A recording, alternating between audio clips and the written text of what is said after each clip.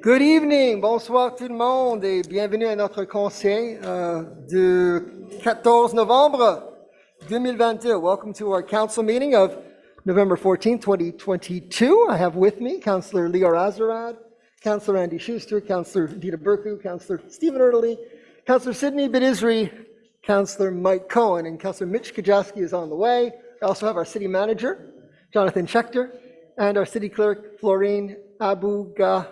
I hope I pronounced it right. Thank you. Thank you all for being here.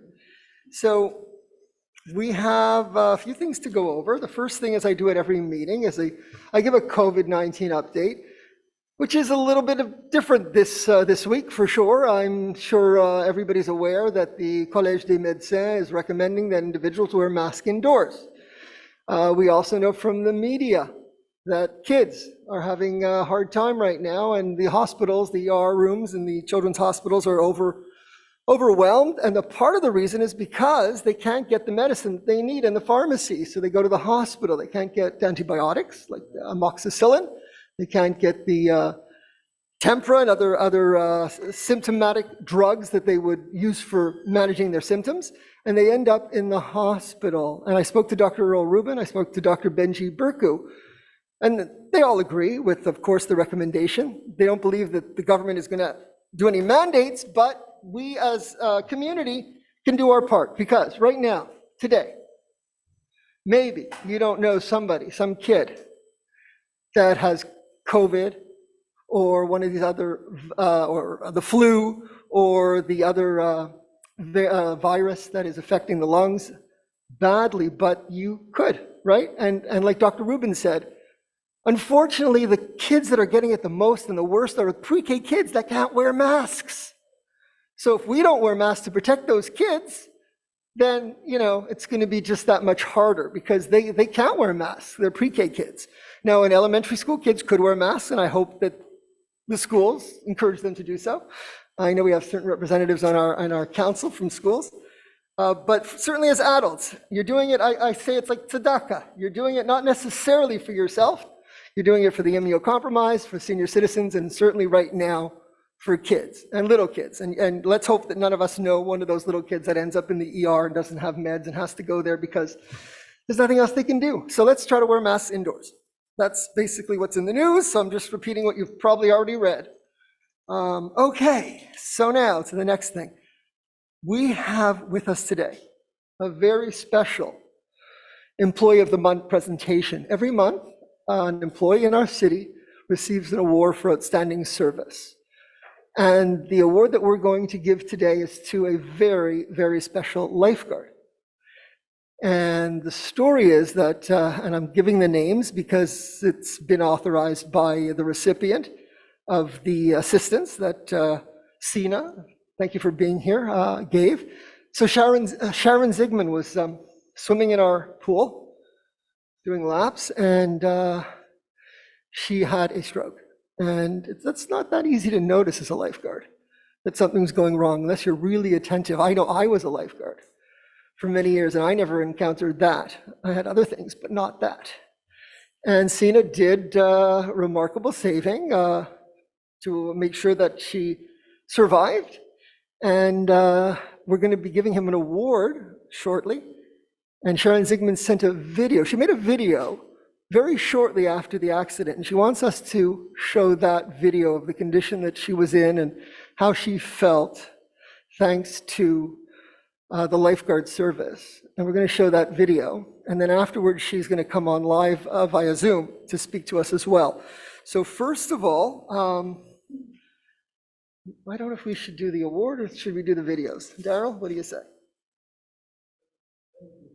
Award first. We're all happy now. Let's do the award. It is. We're going to be happy to go on videos, but so first of all, you come up, and I'll just give you this award, and we'll take a picture. Yeah. So this is the Employee of the Month, Tasina Salahi Tash.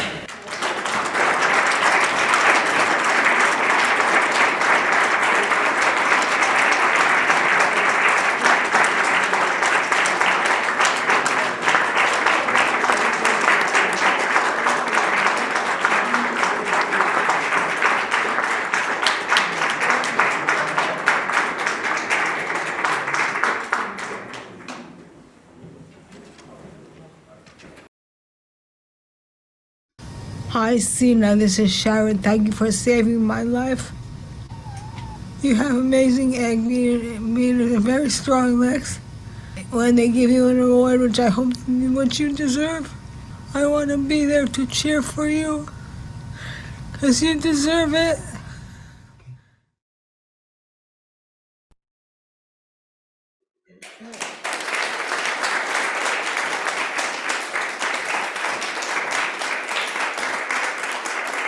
Now, Daryl, if you're going to do the connection, you just let me know when. It's funny, just about a half an hour ago, my daughter, who's a lifeguard at the pool, asked me, who's the lifeguard that's getting this award? I said, Cena. He's the best and he's the nicest guy. And she's right. And on his first day at work, he got to follow Marley for the day. So maybe that's what made you so great. But thank you. Thank you. She really thinks you're terrific, and we're really pleased you're getting this award. Okay. I think Sharon is here and she's ready to say a few words. Hi, Sharon. Hi, how you doing? Good. You're looking great. Thank you, my dear. I'm feeling good about being here because I think that Sina is wonderful, and he's very humble and he does a great job, and all the other lifeguards say he's terrific and he's one of the best. And I was just lucky that he happened to be there when I was in trouble. And I hope the next time when I go to the pool that he's going to be there watching me, and then I won't be afraid that the same thing would happen again. He was really 100% on the ball. When I was in the pool, I usually go to the pool for about an hour and a half, a few times a week. And people watch me, and sometimes and he was one of the people there, fortunately.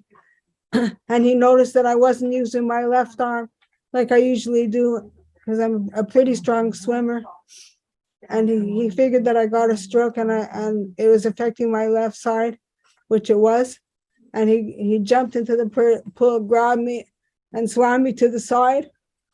And then they called the EMS. He took me out of the pool and they sent me by stretcher to the neuro right away. And Dr. Sinclair, he put shunts in the bleeds in my skull, and then he sewed me up. And the shunts was to relieve the swelling. I relieved the blood that was accumulating in the spots. And he did a great job. And now I have my head sewn up by Dr. Sinclair. And I appreciate that very much. And I hope he's watching today too. And maybe if Sina goes into medicine one day, then I am happy to recommend him for one of the top honors. And I think it's wonderful that he's getting this honor from our city when he did so much for saving two people, me in the pool and another guy who had a stroke on the basketball court. And we all have to do that for each other, to help each other and give them a better life. Sharon, thank Yes, you sir. so much. You know, Sharon, you're amazing. I have a big fan club at the ACC. I have a big fan club at the ACC, and all the staff is there is terrific. And we have a wonderful mayor, and I'm glad I voted for you. You have a fan club throughout the city of Côte Saint-Luc, and you are an inspiration to everyone, and we wish you a full recovery, and we hope to see you. Thank you. So far, I'm doing better. In our pool and on our cross-country trails and on all the things you do. Yeah, I will. I hope to be on the cross-country trails in a few weeks. My physio is helping me a lot to get my feet back working. I wasn't able to stand on my legs for several weeks, and then they got very weak, so I have to strengthen them up so I can go skiing on the track, which is very good. It's one of the best city opportunities. We're lucky in Côte Saint-Luc. We have a beautiful arena, and we have that nice ski track that's just around the corner from my house. And everybody comes to say hi to me and to watch me. I'm happy to give a standing ovation for Sharon now. Thank you to everybody. That's so kind. I can't tell it's going to screw up my makeup. which isn't a good thing, especially if I'm on a video. You're going to be great. Going across Canada, United States. You're going to be great. Thank you so much for being here with us tonight, and keep Thank on you. getting better. Thank you. Have a great evening. Thank you. Thank you. We have an amazing mayor. We're really lucky. Thank you. Thank you. And somebody who acknowledged. And I just want to say about Sina. Tina, do you want to say anything? And he came to visit me in the hospital, and I gave him a big hug, and I told him thank you for saving my life. And I was really appreciative, and he was very humble, and he didn't make a whole. He said, "Oh, it's nothing. I was just doing what I had to do." And I said, "Well, you did it really well, and we're lucky to have someone like you who's taking care of us and who's doing his job really well." So, Sina, if you want to say something, you can. Just talking to the mic. No, I just want to say that hopefully you're getting better soon, and Thank you. or see you at the pool. I'm coming to the pool if you're there, because I know you'll save me again. As long as you're there, Sina, she'll come. I have to check with the other lifeguards when you're going to be there, because I trust you a lot. All right. So everybody's going to want to swim when only Sina's there. All right, you're going to have to get lots of hours. Schedule. Anyway, thank you all. Thanks a lot. Thank you. Move on to a video for Maison Fleury now to thank all the people for their flowers. Thank you so much. Watch the rest of the meeting. Now that you're connected, enjoy it. Stay with us. Thank you, and be well. Thank you.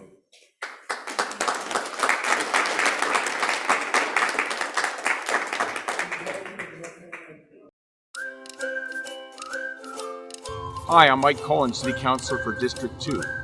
Bonjour, je suis Sidney Benizri, conseiller municipal du district 7. Welcome to this year's Maison Fleury competition. It's been fantastic to see all the beautiful floral arrangements in our community. Alors bienvenue à ce concours Maison Fleury.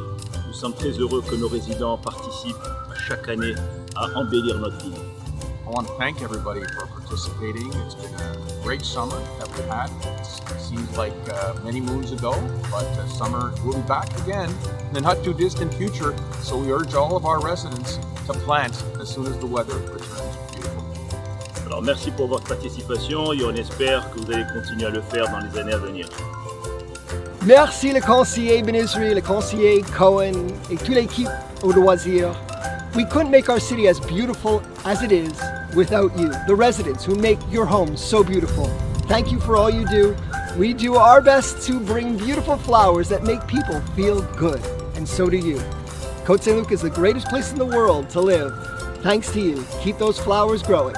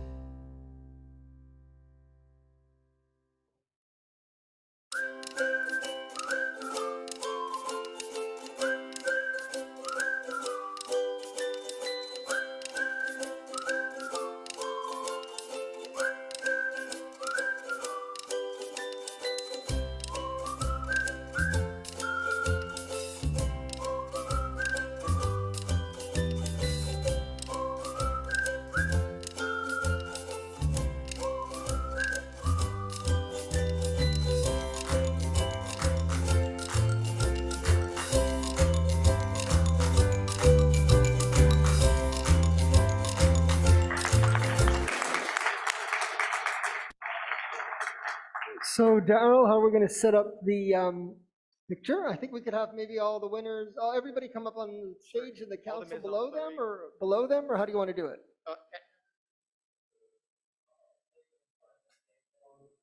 Okay, great.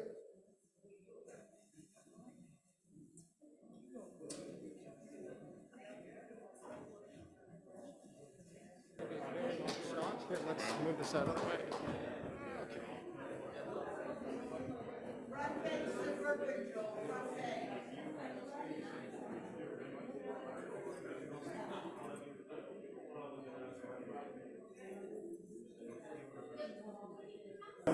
All right, we're going to get the show on the road, guys. We're almost at question period. Almost at question period. Very exciting times. But first, I want to say, welcome to my wife, Elaine. The first meeting you've been since COVID. Thank you. Now, she used to come all the time in person. Now you're going to have to keep on coming. Absolutely. Great to have you there. I also want to say it's been a year. Last Monday was 1 year since this council was elected. And I just want to say thank you to them all. Before we move on to the question period, I want to thank each and every one of you for a wonderful year. I'm looking forward to 3 more great ones. Councillor Sabag's responsible for public safety and overseeing emergency preparedness, and he's compassionate, caring. We're lucky to have him. A nurse, he's not here with us today, but hopefully he's going to be hearing, he's on his way as something else in Quebec City. I hope he'll hear the video and know how much we appreciate all his great work. For Mike Cohen, overseeing the library and culture, communications, toponymy, and animal welfare and local commerce in PME Montreal, he's certainly a great communicator and always connected to all of his residents. I don't think anybody knows his residents better than Mike Cohen. Our Deputy Mayor, Dita Burko, has really been outstanding this year, doing amazing things, representing this city at the agglomeration of Montreal, working hard on our master plan, rezoning, redevelopment, community engagement, and our living lab. We actually had a wonderful meeting this morning that she will be talking about later in the departmental reports. And of course, Meadowbrook. She's brilliant, passionate, innovative, outspoken, and always available. Thank you, Dita. Stephen Erdely, who oversees finance, climate change and resiliency, Hydro-Quebec, and VCOPS. He is the keeper of all our documents and data and history. He's the finance guru, and he's helping us save the planet. He is a true leader, as not a head of school, he's a head of council in many ways, making sure that we all act properly and do our jobs well. Thank you, Stephen. Mitch Kajewski, who's responsible for urban development, park and public spaces. He's helping transform our city every day in all the work that you do with engineering and urban planning. Never a nicer guy around. So lucky to have you, and he certainly also has my passion for theater and has always been very supportive of that. Leo Azarad, a new member of council, has really been an amazing team player, always bringing perspective down to the reality of the situation at the particular moment. It's been great having you, Leor. You really bring perspective to our council and help us all work together well as a team. Sydney Benizri, overseeing seniors, public works, and inter-community relations. A real mensch, always caring, kind, considerate, and respectful. You can feel his love for all the people of the city of Côte Saint-Luc. Andy Schuster, also a newcomer to our council, overseeing parks and recreation and well-being. She is definitely my partner in love for theater. Beautiful voice, as we all heard last week, our Remembrance Day, earlier in the week. Arts and culture, recreation. She loves kids, she loves family, she loves people, and we're really proud of all the work that you've been doing for our city. It feels like we've all been together for a long time, and may it be many, many more months and years to come that we can continue to give good service to the city. And of course, we couldn't do it without our amazing staff, and I want to thank you, Jonathan Schechter, our city manager, Associate City Managers Tanya Abramovich, Nadia DeFuria, and all the directors. They're outstanding. The city doesn't run based on what the council does. We just provide vision and ideas. The work is done by the staff, and we are blessed with the most outstanding staff that I've seen in any city throughout Quebec, Canada, and around the world. They are superb, and we want to keep you all happy and keep on doing your great work. So thank you all for that. We are going to go into question period in a minute, but I just want to remind some people of a couple of things. It sort of goes on with the same philosophy of what I was talking about this council and our staff. We are one big happy family, and we have 35,000 residents in the city of Côte Saint-Luc, and we consider every one of them members of our family, and we want to treat each other with respect. We know everybody has different ideas and different visions, just like a family. You have kids, they're all different. You have brothers and sisters and parents, they're all different. But we together want to improve the way the city operates, the way the city grows, and we need to do it in a respectful way. So I asked our city manager to, and it's our city clerk, she got us the words that are written in our bylaw that explain the way we're supposed to run a question period. And I'm just going to highlight some of the things that are in the bylaw. Pointless preambles are not allowed. Hypothesis, deductions, or attribution of a motive is not allowed in a question. What would require a professional opinion or an evaluation. But more importantly, is we need to be respectful. We can't use violent or offensive or disrespectful language, and we need to act with respect. We can't allow any insidious or abusive comments. And why would we anyway? We tell our kids how to act. I think we can do better. So we're going to try, to run our question period in a very respectful way. We want to hear from residents. Question period is one way to hear from residents. It's not the only way, but it's one way. There's lots of other ways too, emails, of course, meetings, and we're open to all the great ideas that people can bring to our city. And we as a council have decided to run for office because we have the passion to serve and we want to do it well. We want to do it in a way that we can create harmony and that we can make our residents as happy as we can. And we're very proud of people like Sina, the lifeguard, and Sharon Zigman, the resident. We're very proud of each and every one of that team, everyone. So we're going to start question period with hopefully a very positive approach to each and every question. The first one, we do the ones that are here first. So we're going to start, and you have three ways to ask questions in our council. You can either send it in writing, you can come in person, or you can ask your question online live. So first is Sharon Friedman, 6800 McDonald. Sharon, welcome.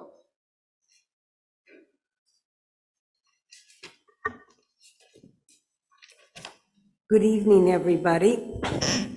Good evening. Hi, everybody. The federal government gave $69 million to Montreal to renovate for social. See if I could lower it. To renovate for social housing. My understanding is we got for about 30 properties. Is this accurate? What is the timeline to get them renovated and for families to be able to move in? That's question one. Should I read the second question? You'll answer both? No, we can answer the first one first. Okay. So you're saying 30 million was given to various cities? What's the information you have? I didn't catch it. The federal government gave $69 million to renovate properties. My understanding is Côte Saint-Luc has about 30 properties to renovate. Is this, does anyone know about this? No, I don't have that details. I could find out, and we can get back to you, but I don't have an exact number of properties. I don't know really. I mean, there are properties in our city that need to be improved for sure. And we certainly want to have more affordable and social housing in our city. Okay. All right. But I don't know the exact number. You're looking for the exact number of buildings that need renovation? No, I'm just wondering if we got some money also from the federal government as Côte de Neige NDG that has done nothing, but I'm not aware of any we have money. about 30. Our city manager would know. Have we gotten any money? Or maybe Councillor Erdely knows something. Go ahead. Okay. So I was going to say, I'm not aware of us getting any money. However, it is something I can just share. It is something we've spent a lot of time talking about in terms of the new developments, in terms of the new development at Cavendish Mall, Côte Saint-Luc Shopping Centre, DeCarry Square, and it is something that is on our priority list. However, from what I am understanding, we have not received any money through this. For grant. renovations, okay. Yep. Well, I thought we did. Yesterday on 60 Minutes, they spoke of the buildings in Florida that had collapsed, sadly, tragically killing 98 people. One of the issues raised by the engineers is that vibrations from too many high-rises being built in small areas causes serious structural damage. As Côte Saint-Luc moves forward with redevelopment, I think we should tread very carefully about all the high-rises you want to build. I know you see tax money, but I see monotony, lack of housing variety, and very possible serious dangers in building huge buildings, such as on the Carey Square, where there's already tons of tonnage from buildings, cars, people. Is this council taking the above into serious consideration as you move forward? And did anybody see 60 Minutes yesterday? We are moving very, very slowly on this master plan. It's very slow. We're at the consultation process. We're asking for input from residents, from businesses, from developers, and we're really just at the beginning stages. But of course, we're taking everything into account. And we want to, if we're going to redevelop those malls as part of our master plan, we want to do them based on what the residents of our city want. The vast majority. Of course, you can never please anything, just like I said, within a family, but we want to build them in a way that the vast majority of our residents want. We're not moving ahead in any other way. So that's why we're doing surveys and having meetings and trying to get all that input in, so we develop something that's appreciated and desired by the vast majority of the residents of Côte Saint-Luc. Great. Okay. Thank you. Thank you. Diane Libling, 5907 Brandeis. Hi. Hi, everybody. I'm going to start off just with a little bit of a statement and then a question at the end. For those of you who don't know up here, my name is Diane Liebling, and I'm chair of the Côte Saint-Luc Cats Committee, along with Mike Cohen, who's in charge of animal welfare. We've had a very, very challenging year. I'm not sure if you all know what I do. I know Mitch does, I know Mike does. But we basically take care of outdoor cats who are community cats who are feral. We trap them, we neuter them, we put them back outside where the homeowner looks after them. Unfortunately, this year I found myself in a position where we don't have a lot of feral cats anymore, but we have a tremendous amount of stray, abandoned cats that have needed our care in a very huge way. I can give you a few examples. Back in May, there was a 93-year-old woman who died on Kingsley, leaving behind her cat. And I know these instances are very specific to these people, but people don't really know about me until they need me. And then somehow they do find their way to me. So this woman died, leaving her cat behind. The family didn't want it. And they gave me the cat, and I had to find the cat a home, which was fine. We did that. It was a little difficult, but we did do it. And then we had an extremely tragic incident starting in July, where a Côte Saint-Luc resident became sick, and he had been feeding outdoor feral cats. And I actually got a call from security, because they know what I do. And it was just a very, I had to go with my committee, and I even spoke to Pierre Lemay, is that his name? Pierre Lemay, yeah. Pierre Lemay, he actually called me as well, because the circumstances under which this man was living, it was uninhabitable. And I had to go in with three of my committee members in hazmat suits, like literally in hazmat suits. Gowns, gloves, like 3 pairs of masks, and it was absolutely horrific. And we took out 2 cats that are doing very well. And then from there on in, I spent most of the summer trapping cats in the backyard, relocating them to shelters and sanctuaries, and a few of them found other places to live. So these are various things that are specific to the residents. I guess what I'm trying to say is, and I'm sort of repeating myself, is people don't think they need us until they need us.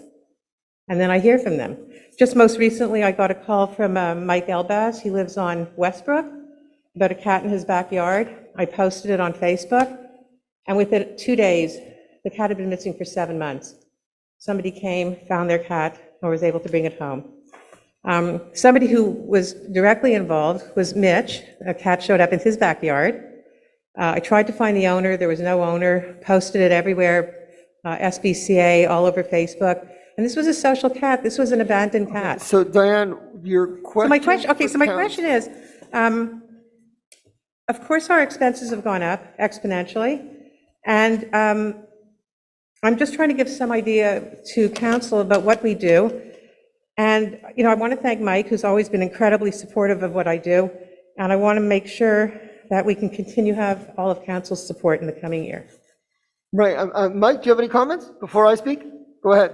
Yes, first of all, I mean, Diane is an angel. I mean, there's nobody like her, 24/7, 7 days a week, gives up her garage in the winter. What she does is beyond words for cats, and everyone knows how much I love cats, and Mitch Kajavsky loves cats, and I think this whole entire council appreciates cats because they've always supported the initiatives that we bring forward.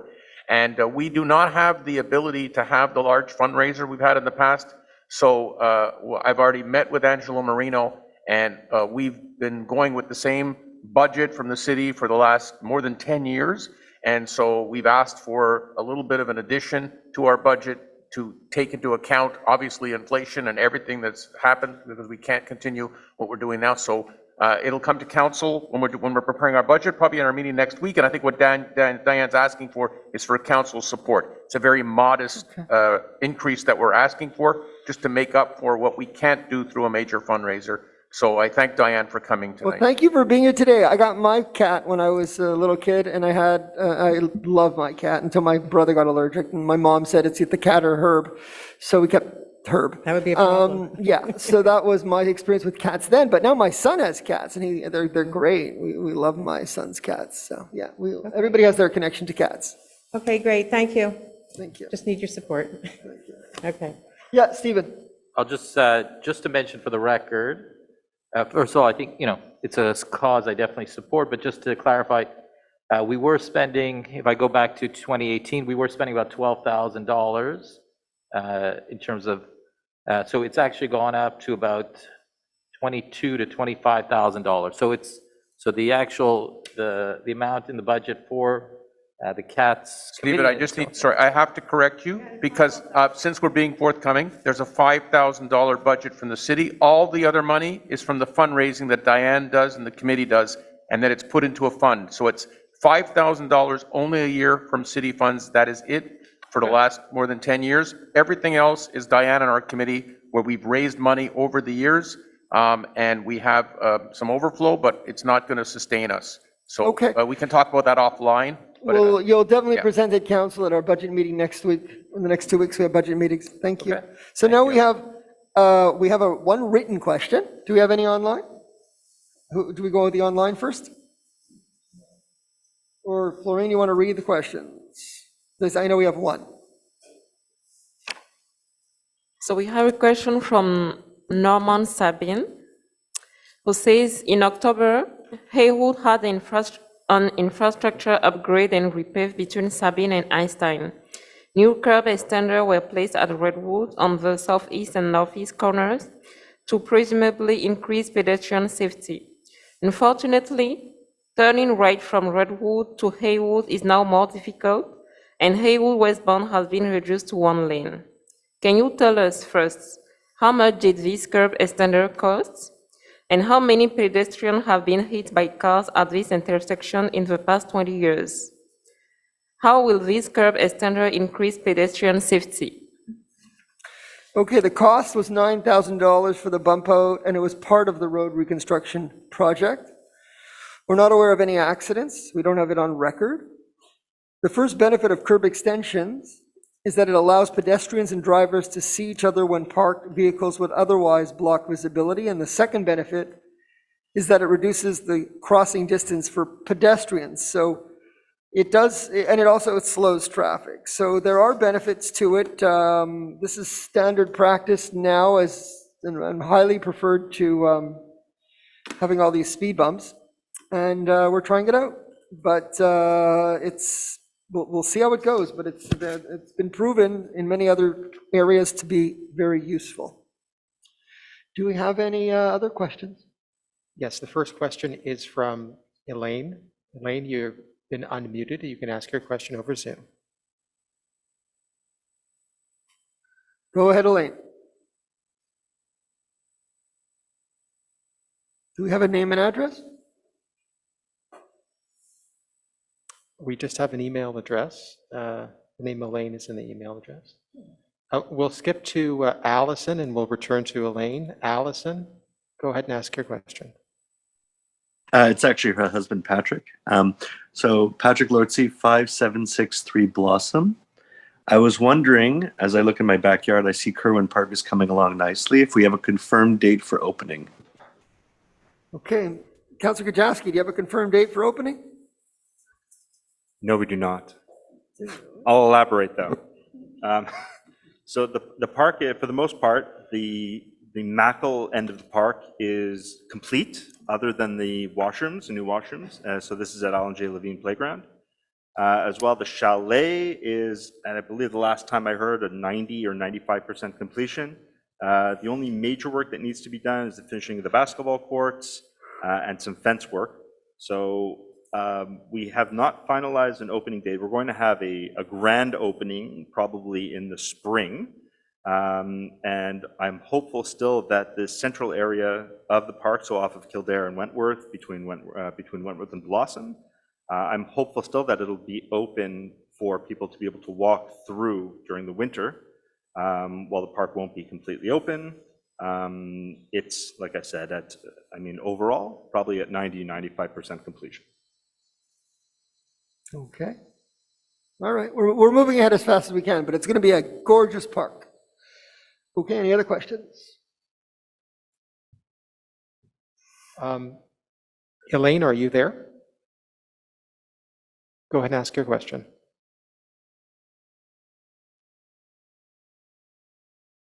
Make sure to unmute yourself. Elaine, your microphone looks unmuted. You can go ahead and ask your question for question period.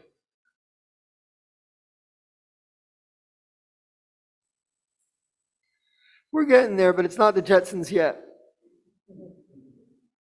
Okay, I think, Elaine, are you ready or? Okay, very good. Well, maybe at the second question period. All right, so then we're going to move to the next item of business, which is the approval of the minutes, which would be by Councillor Cohen. Moved. I so move, Mr. Mayor. The council meeting minutes, special council meeting of October 13th, and the minutes of the regular meeting of October 13th. Moved by Councillor Cohen, seconded by Councillor Azarad. Any comments? All in favor? Anyone opposed? Carried unanimously. Any business arising for the minutes? So government, we don't have any government correspondence today, but we do have departmental reports. So I'd ask Councillor Schuster to move the departmental reports. The monthly report submitted for October 2022 be and hereby approved as drafted. Moved by Councillor Schuster, seconded by Councillor Azarad. Any discussion? I'm sure people have things to discuss. Councillor Burku? Yeah. All right. So first of all, with regard to the master plan, most recently we conducted two very active and well-attended workshops. The first one being on the issue of local commerce and home-based businesses, and the second one was on housing and the different topologies, different offerings that we're considering in the existing zoning and also in the future redevelopments. So those were well attended, and the next workshops are going to be on the Westminster corridor. It's going to be held on November 30th at 5555 Westminster at 7 o'clock.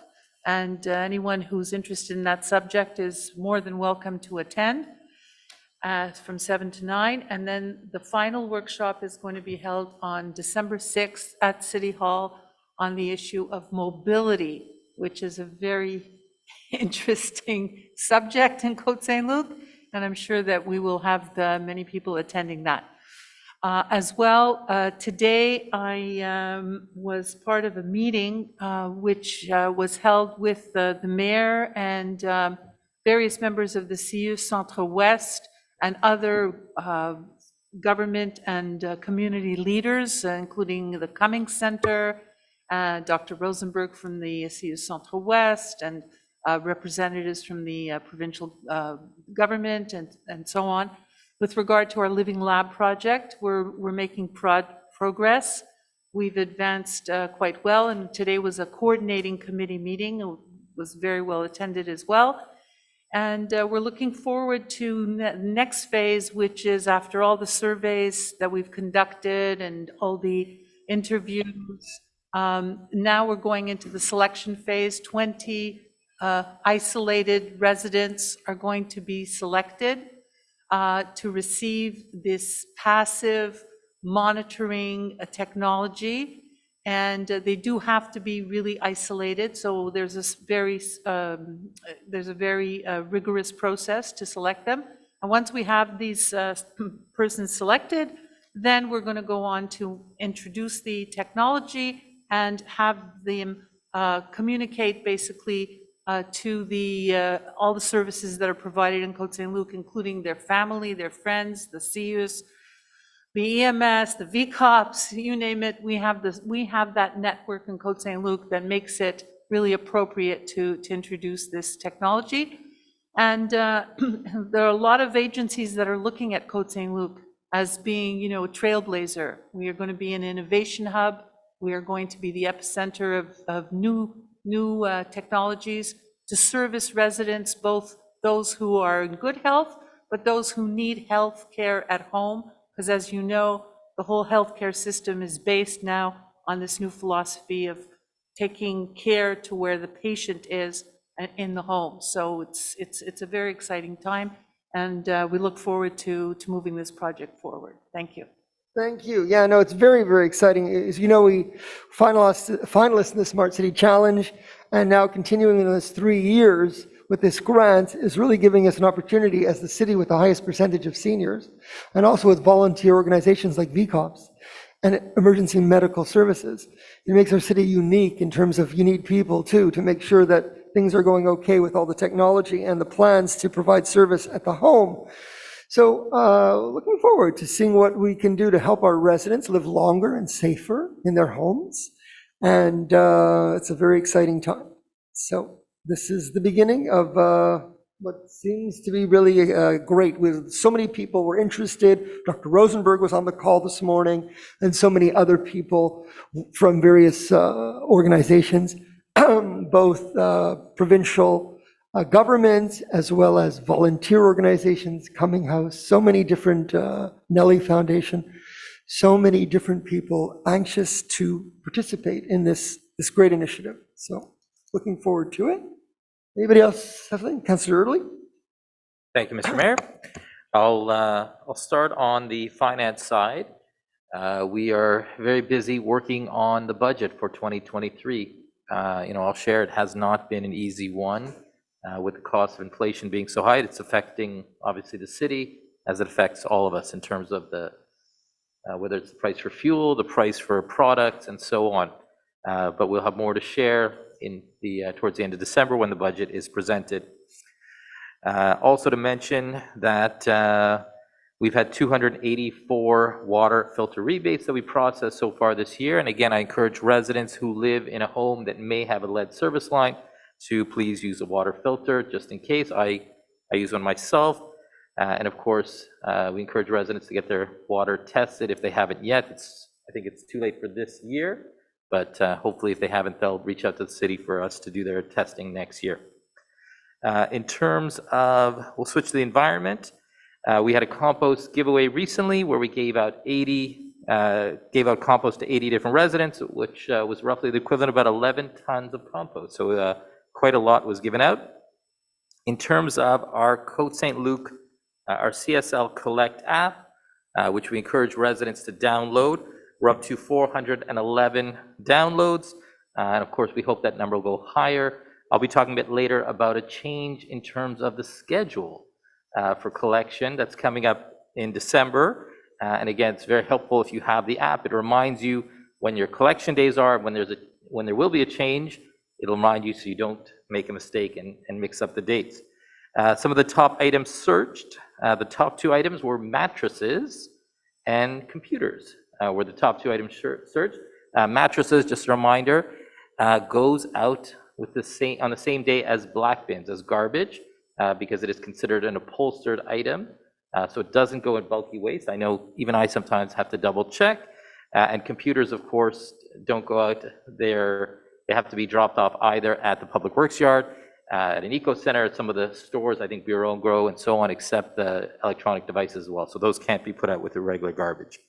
In terms of tonnages, this is comparing January to August last year to this year. The tonnage of garbage is down 8%, and it's a trend that we're trying to continue, keeping the amount of garbage going to landfill as low as possible. On the local district side, in terms of District 4, I want to mention that district and environment overlapping, the first on-street EV charger is going to be installed on Bailey, just across from Fletcher Park, in the next few weeks. So by the end of November, as many residents know, we have chargers in, let's say, in the City Hall yard, in the City Hall parking lot, for example. We have at the ACC, we have at the arena, but this will be our first on-street, and the goal is to serve residents who live in an area where there are many apartment buildings, and it's not simple to have an EV charger. So the goal is, of course, we're starting with 2, but we'll gradually over the years expand to more and more. And finally, I wanted to give some updates on VCOP. I want to welcome back Glenn Nashin, who is now the chair of VCOP, the chairman of VCOP. We're glad to have him back to support us, to make sure we continue to do our best to meet the needs of our VCOP volunteers, to try to attract more volunteers and continue to deliver an excellent service. And I want to thank our VCOP volunteers. We have Elaine with us tonight, who served just over 37 shifts last month, and were there for 8 special events. In October, we had, I'm just looking at the list, we had an event at one of the synagogues, we had events for Yom Kippur, for a few events for Sukkot, for Halloween. There were a few events as well, and of course, the more patrollers we have, of course, help keep our residents and citizens safe. And that's it for this month. Thank you, Mr. Mayor. Thank you, Councillor Erdely. And to follow up on that, I just want to thank Glenn for volunteer citizens on patrol as part of what makes our city unique. It's great having the founder, Glenn Nashin, back as chairman of volunteers. Glenn's vision has provided our city with increased safety and a feeling of community not seen anywhere else. Thanks for making Côte Saint-Luc a safe, friendly, happy place to live. And looking forward to lots of new ideas and revitalizing the VCOP organization. It was tough during COVID, for sure, but now that they're back and out, we want more members. We want young members, old members. We want more people to join our VCOPs because, as I said, we need them, not only for all that they already do, but for more that we have ideas for them to do with our living lab and so many other areas. So, yeah, the VCOPs are very, very unique and important part of our of what makes Côte Saint-Luc one of the greatest places in the world to live. So, thank you. Anyone else? Councillor Schuster. Thank you, Mr. Mayor. Just a few highlights from recreation this past month. Halloween on Ice, which took place on October 30th, saw 140 costume skaters who took the ice with parents and visitors in the bleachers. The arena was well decorated with themed lights and inflatables, and a photo booth in the lobby, and everybody got treats, and those with standout costumes were given small prizes as well.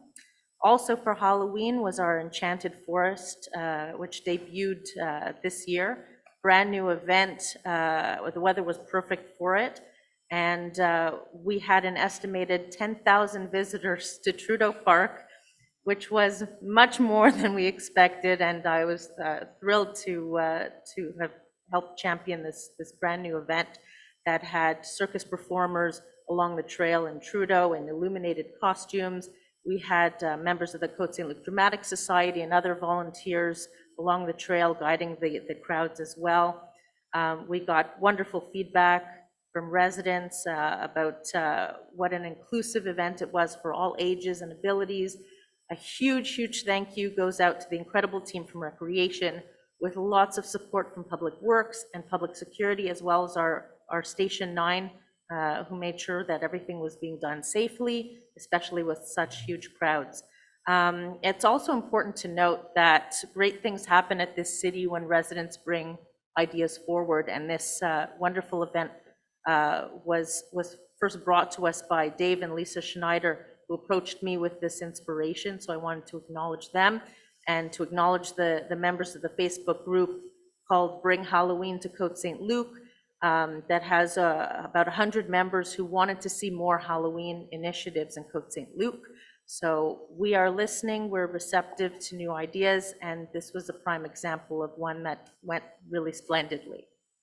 Tennis, as the Côte Saint-Luc Tennis Club is winding down for the season, courts are remaining open, weather permitting, until the end of November. Players continue to praise the excellent conditions of the courts, and everybody was very pleased how we were able to accommodate members from Hampstead without having any negative impact on service. So everybody was very happy with tennis this year. The arena, 3 vending machines have been installed at the arena while the canteen remains closed. I believe that we are looking potentially for a vendor for the canteen, and that's to be determined. Winter registration is on December 6th, and that's online and at the Aquatic Community Center. And switching focus for a second to my district, District 8, we're proud to have installed new bathrooms at Schuster Park. Brand new modular self-sustaining bathrooms have been added, 2 singular units with heated stalls, lights on motion detectors. One of the stalls is handicap accessible and has a changing table. These are brightly lit with a 4-screen anti-graffiti exterior, stainless steel fixtures inside. So we're really thrilled for this new addition to Schuster Park, and right now they remain locked. We're working with Public Works to determine if we can open these for all 4 seasons. And that's it for me. Thank you, Councillor Schuster. Great report. Anyone else? Councillor Cohen.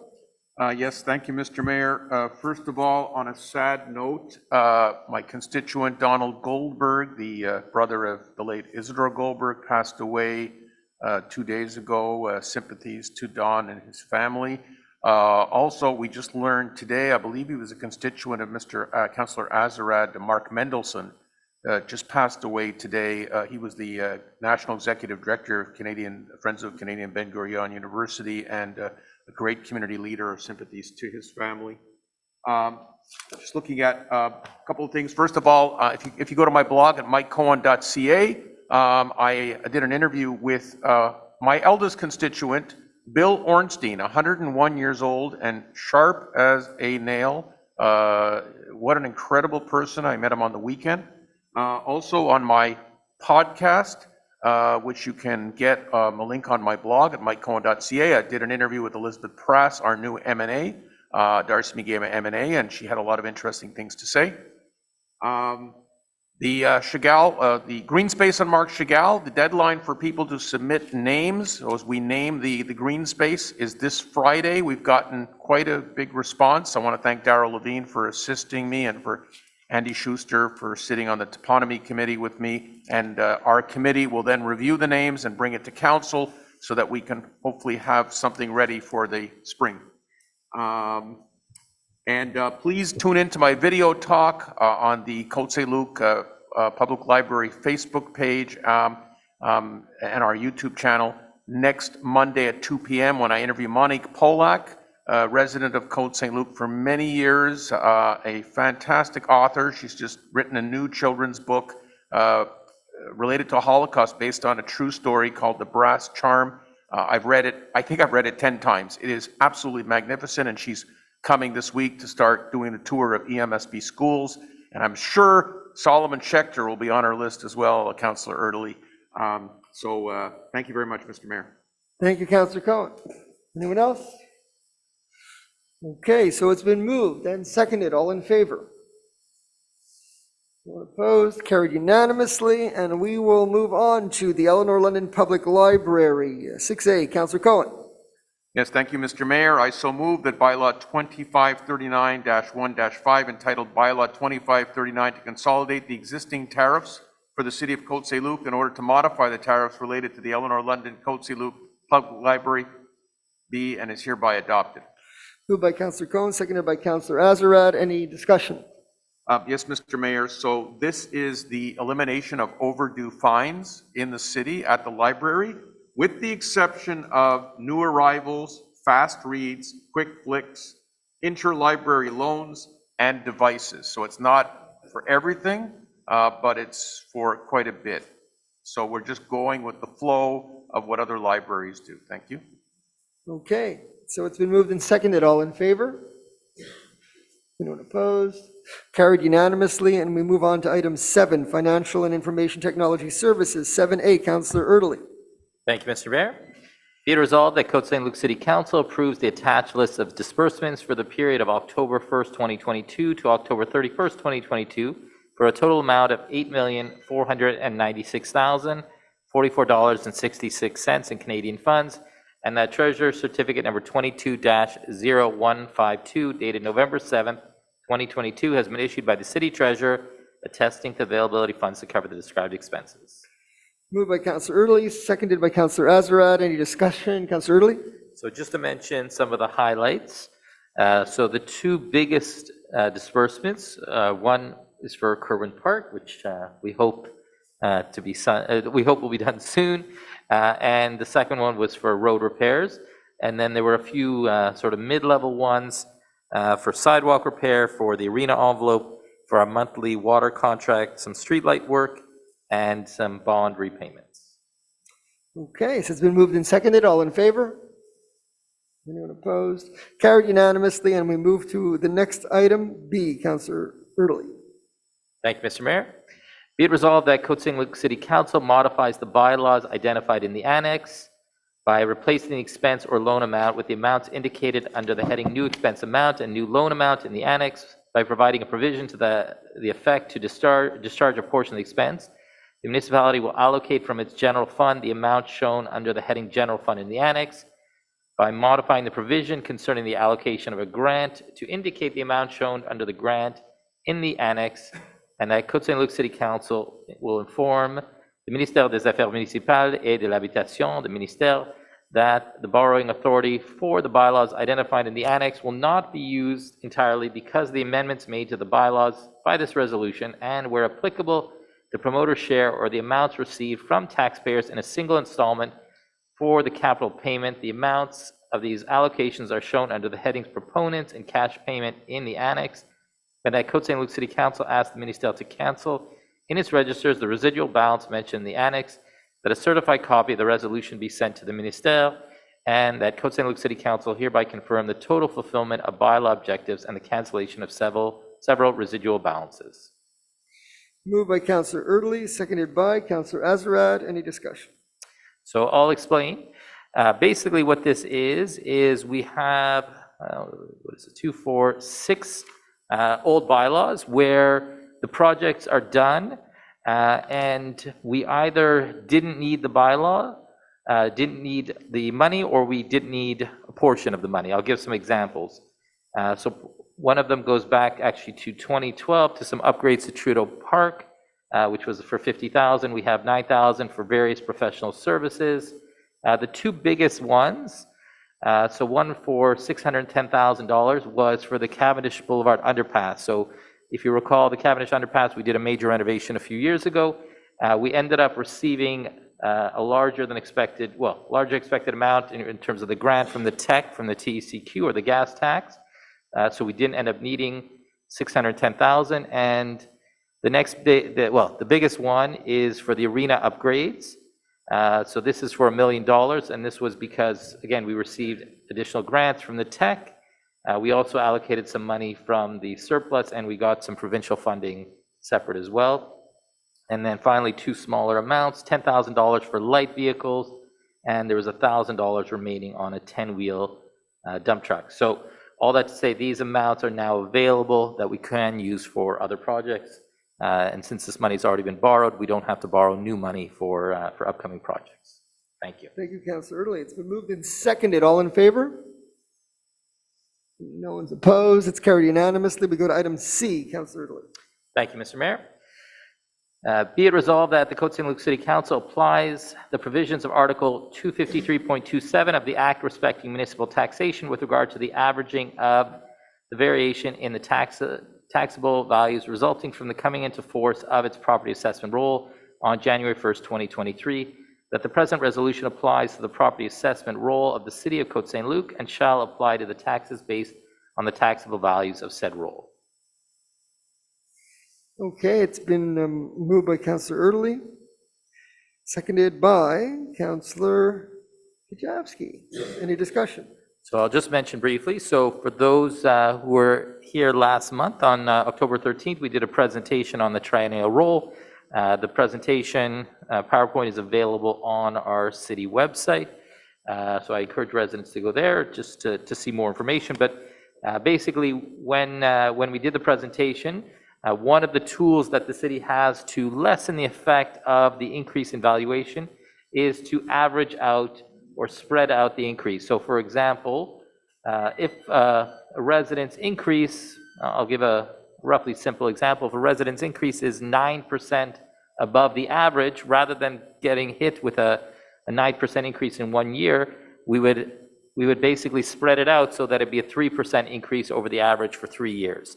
And this is something that is often done. Many cities do it, and we have often done when we see that there is a wide range in terms of the increases for residents.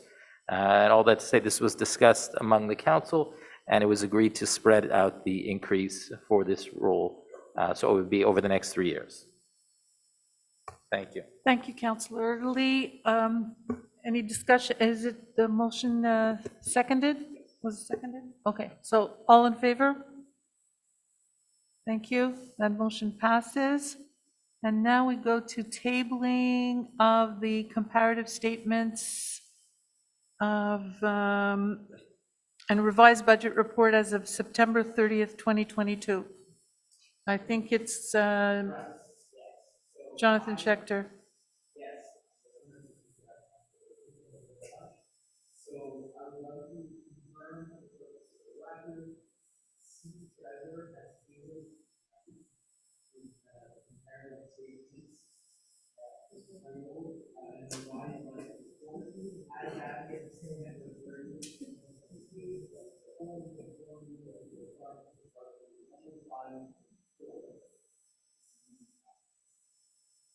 Okay. If I may? Yes, Deputy Mayor? Councillor Erdley, yes, thank you. I'll just mention, I'm not going to go through the comparatives in detail, I'll just mention three or four highlights. So in terms of if I compare the revised budget versus the original budget, we had one of the apartment buildings in Councillor Cohen's district that was not originally on the roll on January 1st, that was added after, so that increased the revenue on the tax side. And then the other big one was the property transfer duties, that there was a significant increase in terms of the property sales this year. You know, we were just discussing, I was just discussing with our treasurer, Angela Marino, earlier today. It's hard to predict. You know, this year happened to be a year where there were a lot of sales. We're not sure, obviously, next year, but you know, that's sometimes how these things work. And then on the expense side, just to mention that we had originally added an amount from the surplus to cover the increased costs of the AGLO and the AGLO debt. So we're able to remove that and put that back into surplus for the moment. So all that to say, right now, the budget, at least for this year, is looking okay. Thank you. Yes, so I just will add to that, that the transfer duties, in fact, have been very, very generous in the past year. But given the present market conditions, I don't think we can count on that going forward. So we'll have to take that into account when we do our 2023 budget. So is there an adoption required, Director Schechter? No? Okay. Okay, so thank you.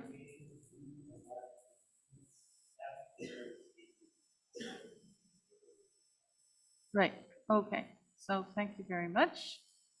And we'll go on to item 7E, order of council to sell immovables for non-payment of municipal taxes. Councillor Erdeling.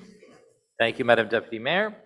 Be it resolved that, subject to sections 511, 512, and 517 of the Cities and Towns Act, the Côte Saint-Luc City Council orders any attorney at Bélanger Sauvé SENCL to sell the immovables contained within the list annexed herewith as Annex A due to non-payment of municipal taxes, transfer duties for the 2021 fiscal year, and earlier at public auction on February 15, 2023, at the office of the council or by video conference. Okay, and that motion is seconded by Councillor Kajavsky.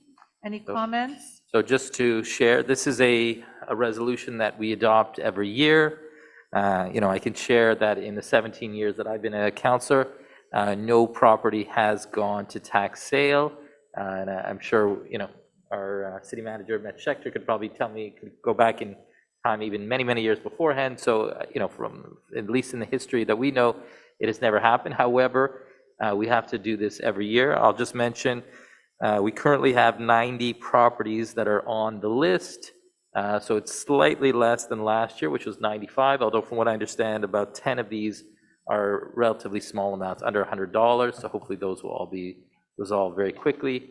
And again, we hope that this year, thanks to the hard work of our legal department, of our city manager, and our finance department, there won't be any homes for property sale. Right, and I just would like to remind all the taxpayers who do have arrears that the notice will be published in the newspaper on December 7th. So if they don't want their names published, they should make their best efforts to pay off the arrears before that date. I think... I'll just mention it should be a few days before that, because December 7th it's published. So I would say ideally, yeah. December 2nd. If you don't want your name published in the newspaper, that's the date to keep in mind. And we're very diligent. Our finance department is extremely diligent in contacting every single taxpayer who owes arrears. And that's why we are, confident that most people will pay their arrears by the December deadline, or at least before the tax sale, which will happen sometime in February, I believe. February 15th. Okay. At 2 p.m. Thank you. Okay, so all those in favor for the order to sell? Yes, thank you. Next is authorization for the city treasurer.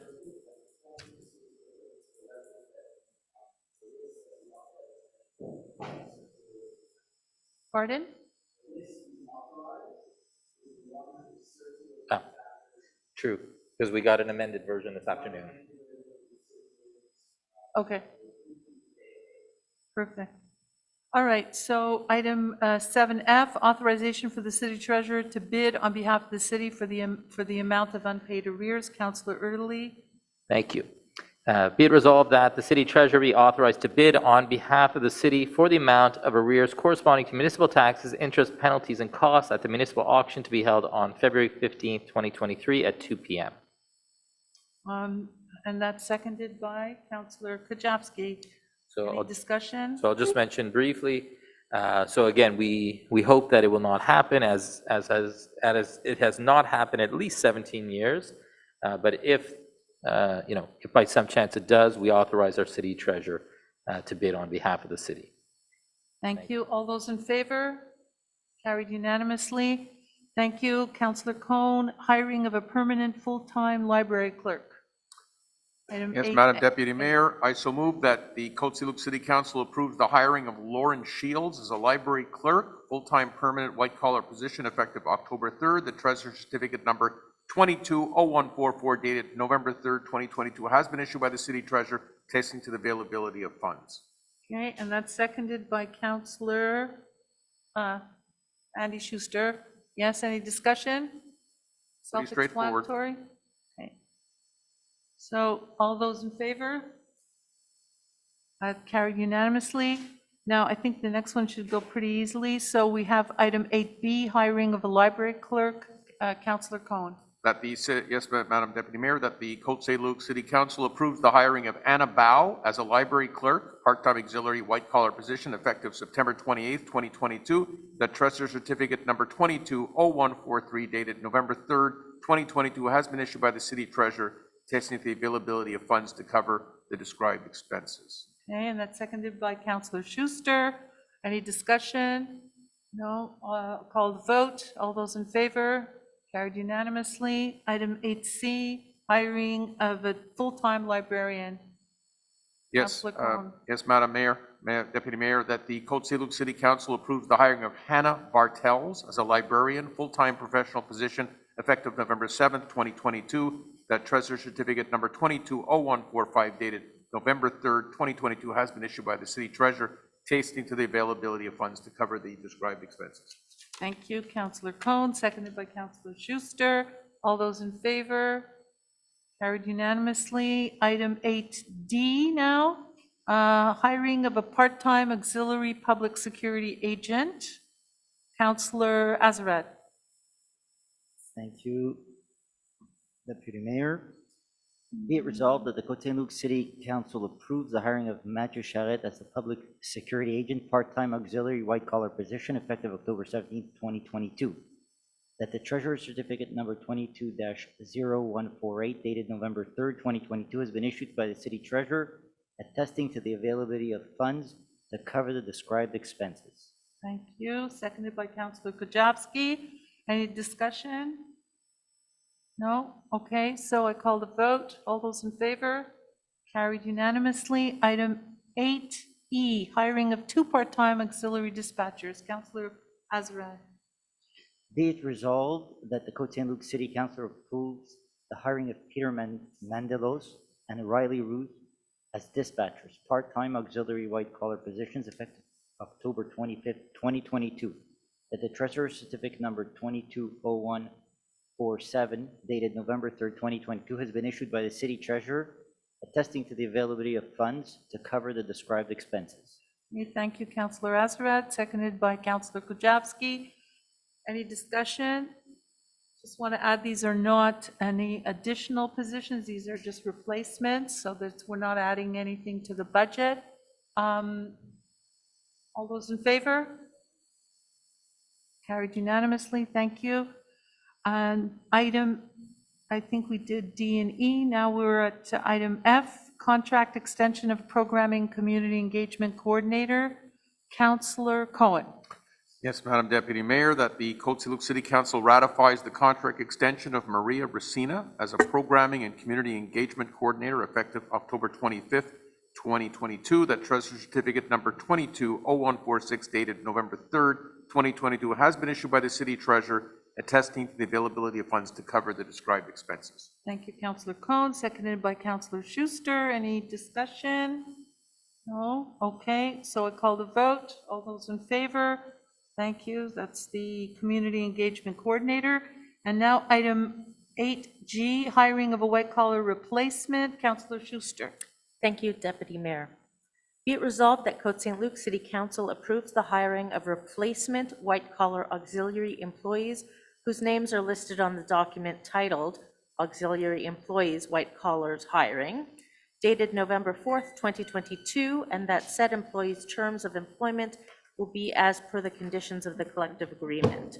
That treasurer's certificate number 22-0150, dated November 4th, 2022, has been issued by the city treasurer, attesting to the availability of funds to cover the above described expenses. Okay, seconded by Councillor Kujawski. Call the vote.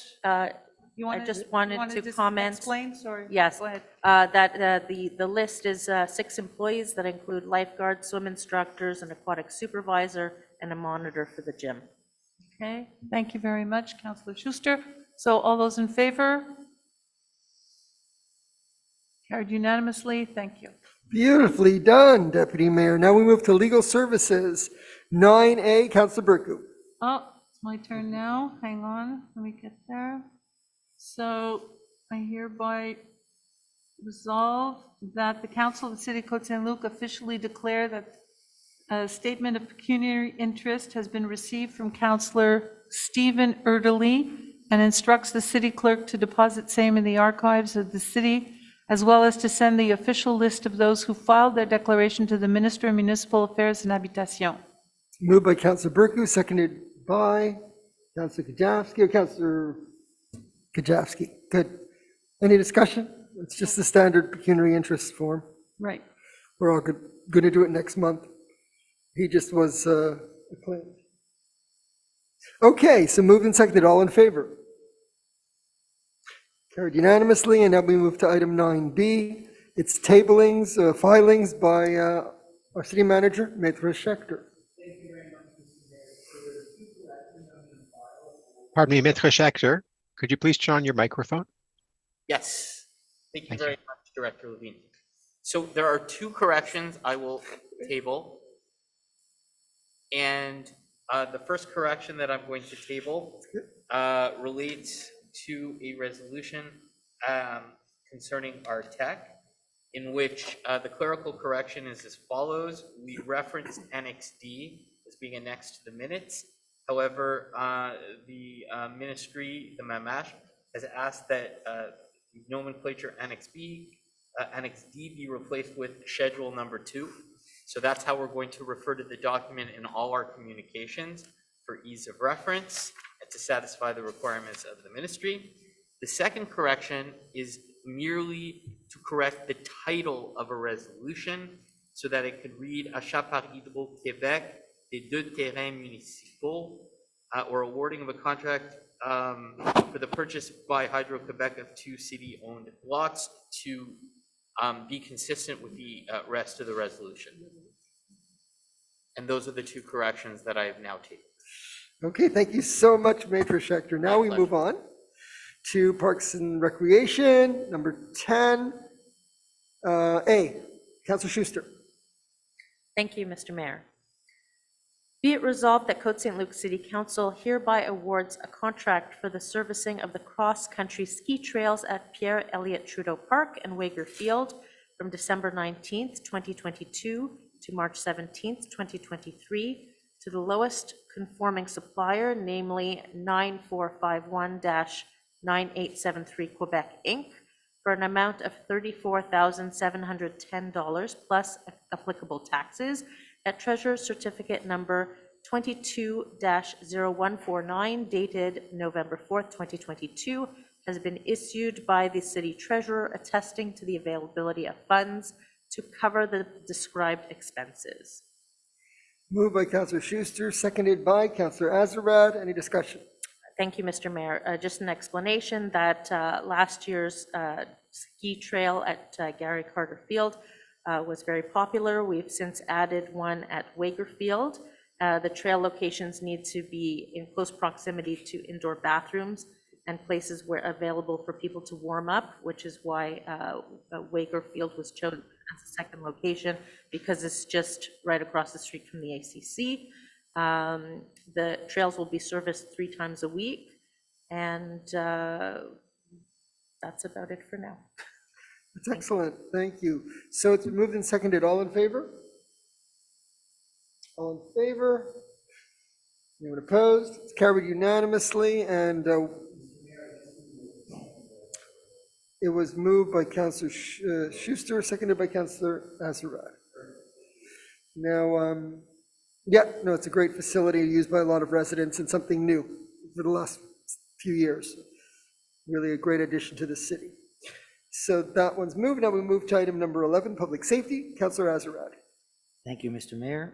Be it resolved that the Côte Saint-Luc City Council hereby awards a contract to Équipement Incendie CMP Mayer Incorporé for the purchase of protective clothing such as protective gear and helmets for emergency services for a total amount of $41,550 plus applicable taxes, that the Treasurer's Certificate number 22-0151 dated November 7th, 2022 was issued by the City Treasurer attesting to the availability of funds to cover the described expenses.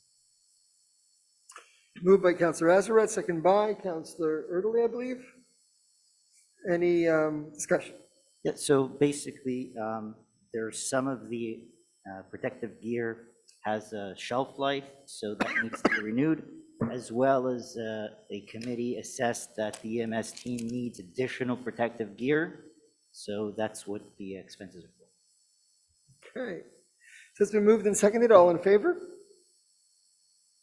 All in favor? Carried unanimously, and we move to the next item, which is Public Works. Councillor Benizri, 12A. Merci, Monsieur le maire.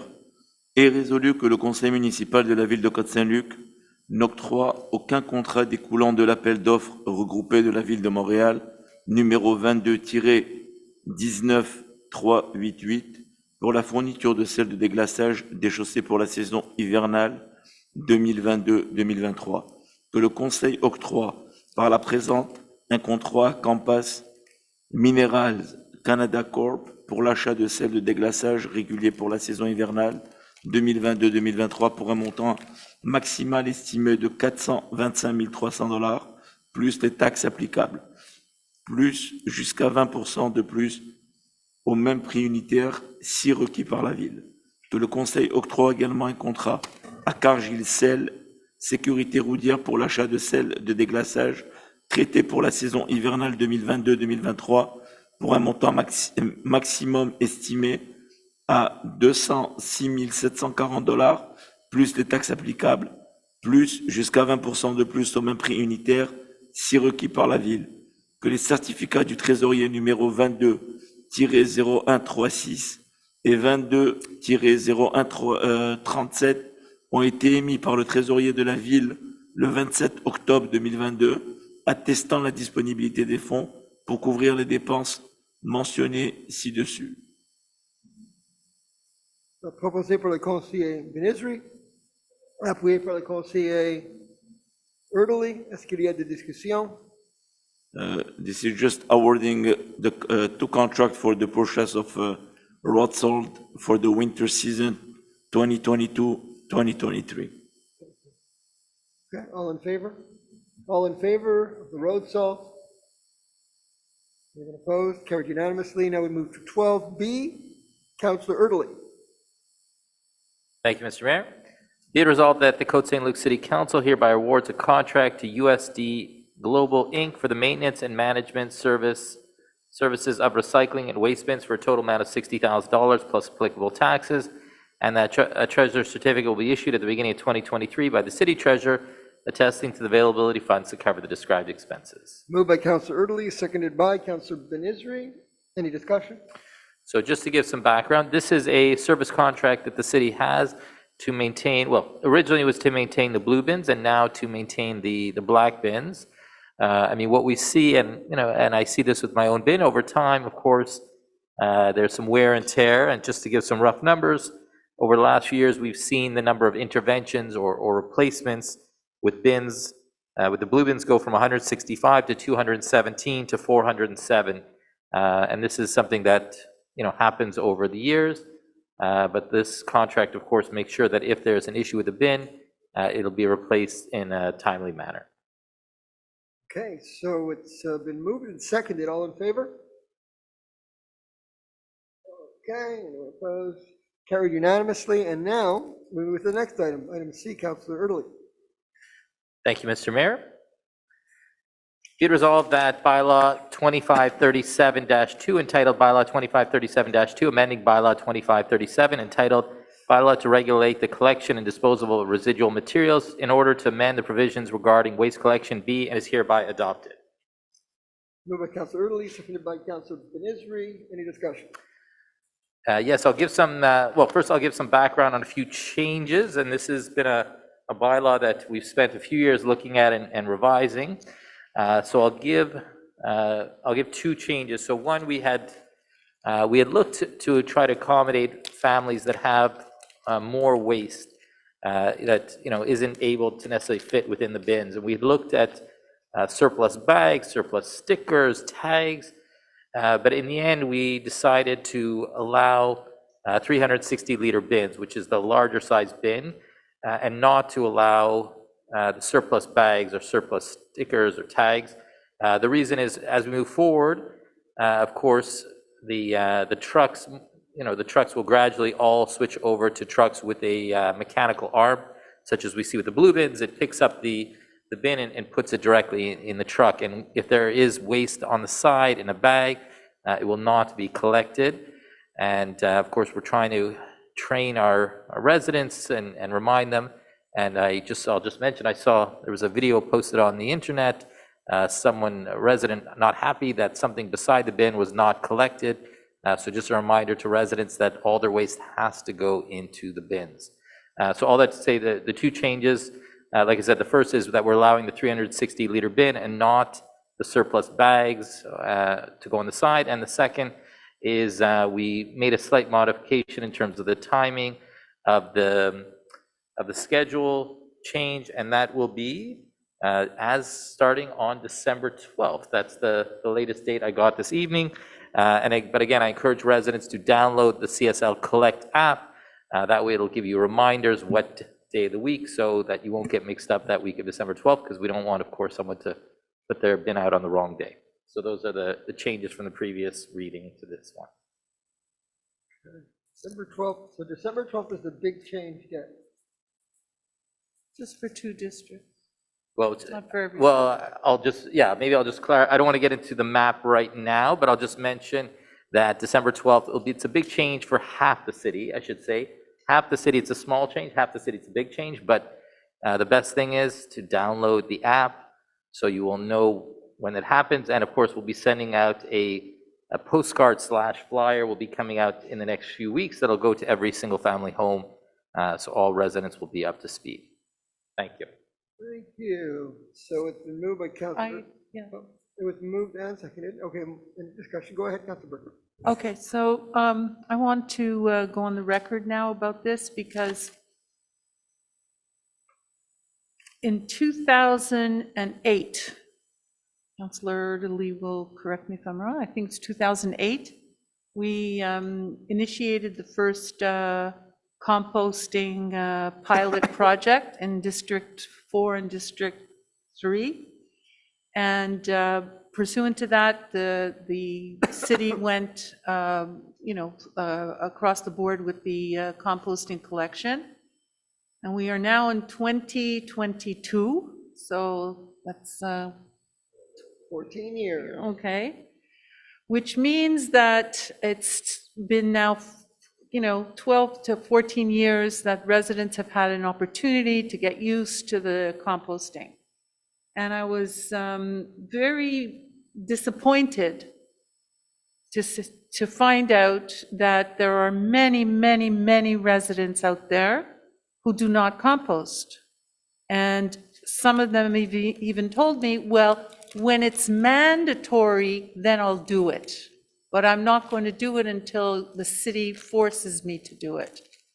And I'm seriously thinking that maybe that's what we should be doing, because this is the way of the future. There's no way around it. Our dumps are filling up. The methane is creating greenhouse gases, putting, organic material in plastic bags is finished. It's over. We can't keep on doing that. We have to put back to the earth what comes from the earth, but not in a plastic bag. And I'm disappointed that, as a council, we say, okay, well, if they have too much garbage, we can go to 360. I don't believe in that at all. I have a 120, and even when my 3 grandchildren were in town and we had lots of diapers, I could not fill up a 120 with diapers. I mean, it's impossible. So I just feel very much that we should be setting the tone and really imposing composting. If you want a 360, first show me that you're composting. Fill up your brown bin first. After the brown bin is filled, then you can go to the garbage. But you cannot say that I don't have enough room for garbage when all you're doing is putting organic waste in the garbage, which is absolutely, it's over. You know, that time has passed. So I'm disappointed with this. I really am. I'm going to have to vote for the bylaw because I agree with all the other changes and the scheduling and everything else. But I think it's time that we bring our population up to date and impose the composting. And if they can't fill up the brown bin first, then I wouldn't give them a 360. That's my personal position. And eventually that's where we're going to go, because sooner or later, we're going to have to go to garbage every 2 weeks. It's going to be imposed on us by the agglomeration. The CMM has set targets, and there is no question that in the next 5 years, that's going to be the next obligation of the city to go once every 2 weeks. So.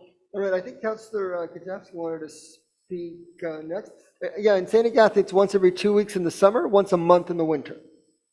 Go ahead, Councillor Kajewski. So just to add to what Councillor Burku was saying, I totally agree. We're on the same page on this. I don't know if we can necessarily impose composting, but by going to every 2 week garbage pickup, in effect, we will be. I actually had an idea a few months ago that I shared with the Director of Public Works, and we haven't followed through on it, but I will follow through maybe this week with Director Newman to have a compost tips video made, because I didn't compost until I got on council, I'll admit, in public. But I do now, and I peer pressured my sister into doing it. I haven't quite been as successful with my parents, but I'll continue to put pressure on them. And my niece and my daughter continually ask, Bobby and Zadie, why do you not compost? So there's a little bit of a guilt aspect to it. But I think people's main complaints are that it's smelly, that it's messy, and there are things that you can do to make it less smelly and less messy. So I'm going to follow up with Director Newman, and we're going to make that video and make it easier for people to compost, because the easier it is, the more people will be encouraged to do it. Thank you, Councillor Kajewski. Very good idea. The more information, the better. Councillor Schuster. Thank you, Mr. Mayor. Well said, Councillor Burku. Well said, Councillor Kajewski. I just wanted to go on record that although I will be voting in favor, I am opposed to shifting the bulky waste pickup to Fridays. Councillor Early. Thank you, Mr. Mayor. Just to add 2 points. One, to mention, according to our bylaw, just to clarify, it is illegal to put waste in the wrong receptacle. So just to clarify that, now, we don't send inspectors to go into people's garbage, but our bylaw actually states that organic material must go in the brown bin, recyclable material must go in the blue bin, and residual waste goes in the black bin. So it's actually in the bylaw already. And actually, one of the conditions that is in our bylaw, our existing bylaw, and this is not the new one, is that if someone doesn't properly triage their waste, the city reserves the right to cut off collection. So that is actually in our current bylaw already. And I'll just mention, there is a video that was done about 12, 14 years ago on how to compost, but I would say, to Councillor Kajewski's point, I would say a good time probably to refresh the video. So. Okay. All right. So that's it. Been moved and seconded. Lots of comments. Mr. Mayor? One more? Councillor Azarek. Yeah, just a quick comment. I definitely think that the best way forward is education. So I don't know, I do understand the pressure we're all going to be feeling, and that we have to put forward to the residents in the years to come, where waste is going and how it needs to be treated. I do think our job is going to be to educate people properly, so that's where I think we should put our emphasis first. And once we've exhausted every possible means, then definitely bylaws have to be enforced. So I agree with Councillor Burley that the bylaw is already there. So we just have to decide when we start enforcing them. Thank you. Been moved and seconded. All in favor? No one's opposed. It's carried unanimously. And now we move to item D, which is Councillor Erdely. Thank you, Mr. Mayor. Be it resolved that the Côte Saint-Luc City Council hereby awards a contract to 9216-5174 Quebec Inc., Joliet Mitsubishi, for the purchase of one Kia Soul electric vehicle for a total amount of $48,995 plus applicable taxes, and that the described expense shall be financed from the city's capital investment bylaw number 2546, and that treasurer certificate number 22-0141, dated October 27, 2022, has been issued by the city treasurer, attesting to the availability of funds to cover the described expenses. Moved by Councillor Erdely, seconded by Councillor Ben-Israel. Any discussion? So I'll just mention I'd like to this. second as well, Mr. Mayor, if I may. Oh, and seconded by Councillor Ben-Israel and Councillor Kajewski. All right. So I'll just mention this is part of the goal in terms of climate change and resiliency, to reduce our organic footprint and purchase more electric vehicles by the city. So this will actually be our 5th Kia Soul electric vehicle that the city will purchase. So this is a gently used vehicle, I should mention, with about 11,000 kilometers, 11,500 kilometers on it. But the Kia Soul EV is one that the city already has 4 of, so they know the vehicle. I guess my hope, this one I should say will be used mostly by urban planning, but my hope is that the vehicles are used every day and all the time. Because of course, we know just from looking at our, as residents in the community, I'm sure are, looking at our fuel bill, the more we can shift to electric vehicles, the more the city will save and the more environmentally friendly we'll be. So, thank you. Thank you. So it's been moved and seconded by 2. All in favor? Anyone opposed? Carried very much unanimously. And now we move on to the next item, 13A, Councillor Burke. It's appointment of Director of Public Works to evaluate performance.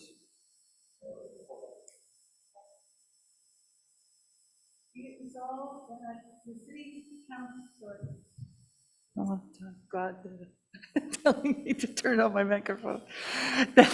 Be resolved that the City Council of Côte Saint-Luc hereby appoints the Director of Public Works Department, Beatrice Newman, to evaluate Terrassement Techniques performance for tender number C-02-22 for purchase and planting of trees. Thank you. So it's moved by Councillor Burku, seconded by Councillor Azarad. Any discussion?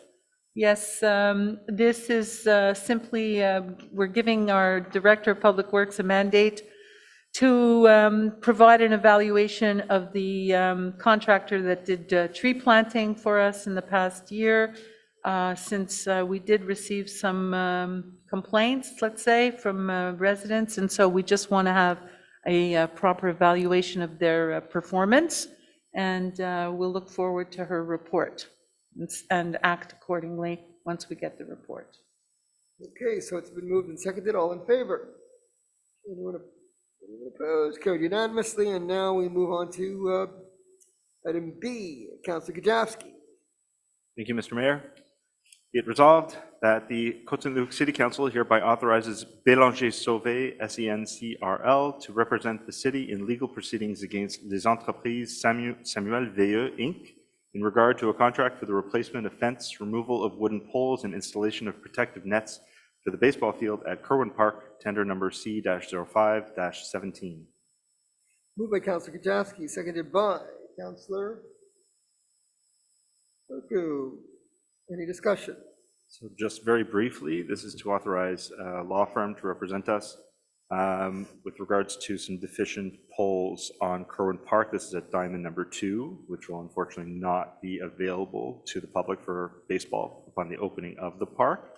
But we hope to get this resolved quickly and hopefully get that field open before the end of the summer, 2023. Okay, it's been moved and seconded. All in favor? No one's opposed. It's carried unanimously, and we move to item 14. Item 14A, Councillor Kajewski. Thank you, Mr. Mayor. Just one second here.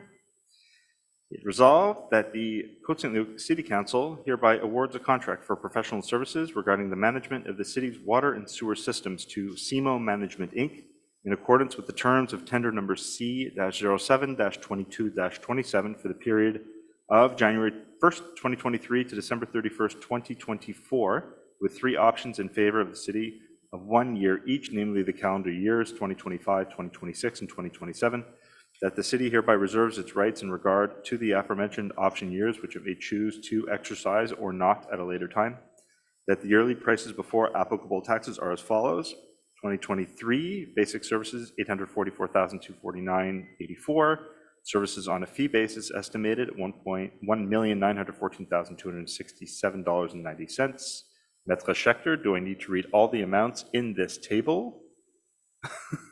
Okay.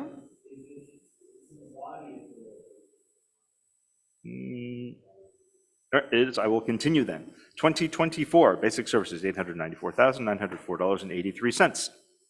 Services on a fee basis, 2024, estimated $2,029,123.97. Basic services, 2025, option year, $930,701.02. 2025, services on a fee basis, estimated $2,110,288.93. 2026, option year, basic services, $967,929.06. And 2026, services on a fee basis, estimated $2,194,700.49. 2027, option year, basic services, $1,006,646.22. In 2027, services on a fee basis, estimated $2,282,488.51. That at the beginning of each contract year, the city's treasurer shall issue a treasurer's certificate attesting to the availability of funds to cover the contemplated expenses for that contract year. Moved by Councilor Kajewski, seconded by Councilor Lazarat. Okay. Any discussion? Well, I think that's pretty much. I think you did it well. Detail. Thank you Okay. very much. So this is to award the contract for our water management professionals, SEMO. Okay, all in favor? No one's opposed. It's carried unanimously. And then we go on to the next item, Councilor Kajewski. Thank you, Mr. Mayor. You're doing A, B, C, and D. So be it resolved that the Côte Saint-Luc City Council hereby approves and ratifies the contract awarded to Nadeau Blondin Lordy Architects for professional services related to a report on the Aquatic and Community Center building deficiencies for a total amount of $28,730 plus applicable taxes, that the city treasurer has issued a treasurer's certificate TC 22-0154 on November 7th, 2022, attesting to the availability of funds to cover the described expenses. Moved by Councilor Kajewski, seconded by Councilor Schuster. Any discussion? So similar to the not previous item, but the item before that, this is to authorize an architect actually to diagnose issues with the aquatic centers that we may be in a better position to get some money back for work that we need to spend on the ACC. Okay, moved and seconded, all in favor? No one's opposed, carried unanimously. We need item C, Councilor Kajewski. Thank you, Mr. Mayor.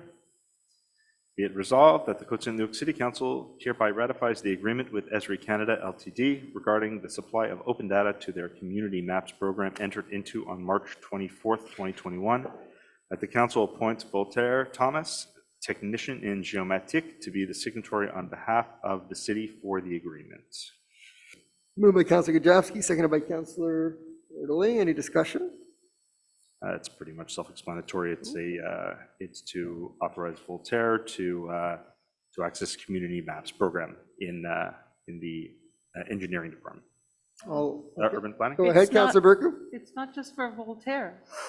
Well, Voltaire is going to be. It's actually going to be open to the public, I believe. Isn't that correct, John, Mr. Schechter? Okay. Right. Right, so this is very exciting, and I showed this to Councillor earlier this evening. I can share And my I want screen. him to post it on the screen so that anyone at home can see this. It's actually very exciting, even I know how to use it. You just click on the link, and you're into an interactive map that can give you all kinds of information in Côte Saint-Luc on, you can go from, and Councillor Early is going to show us exactly what you can do. There's many, many features to this technology, to this app. Quite good. Yeah, you can look at any zone within the map, and once you click on it, it'll give you some information, and then you could pull up the tables of norms and uses for the specific zone just by clicking on it. So This is going to prove to be very useful during our master plan process, because as we're going to be changing zoning and adding new zoning and layering zoning, we're going to have an interactive map and people can actually go and consult it. It's going to be fantastic. Very happy that we're doing this. It's been moved and seconded and hopefully well explained. All in favor? Carried unanimously. And now we move to item D, which is Councillor Erdely. Excuse me, Councillor Erdely, item D. Yeah, Councillor Erdely, D, E, and F. Thank you, Mr. Mayor. Just give me 1 second here. Be it resolved that the Côte Saint-Luc City Council hereby approves the additional expenses incurred by the additional work deemed necessary following the auscultation in the amount of $84,525 plus applicable taxes, that the described expense shall be financed by the TECQ 2019 to 2023 grant, and that Treasurer Certificate number TC 22-0153 was issued on November 7, 2022 by the City Treasurer, attesting to the availability of funds to cover the described expenses. Moved by Councillor Erdely, seconded by Councillor Podolsky. Any discussion? So I'll explain. So there'll be, I guess I'll mention in terms of the three motions. So this one is for professional services. So this is for the engineering company that will oversee the sleeving work. So we actually have an extra amount of $84,000, but there's also a credit as well of just over $100,000. So in the end, we're actually slightly spending less. There's a credit of $107,000. So in the end, it'll be a slightly lower expense for the city. But because of the protocol, we have to adopt the extra first, and then we'll get the credit a bit later on. Thank you. Thank you. So it's been moved and seconded. All in favor? Carried unanimously. We move to item E, Councillor Erdely. Thank you, Mr. Mayor.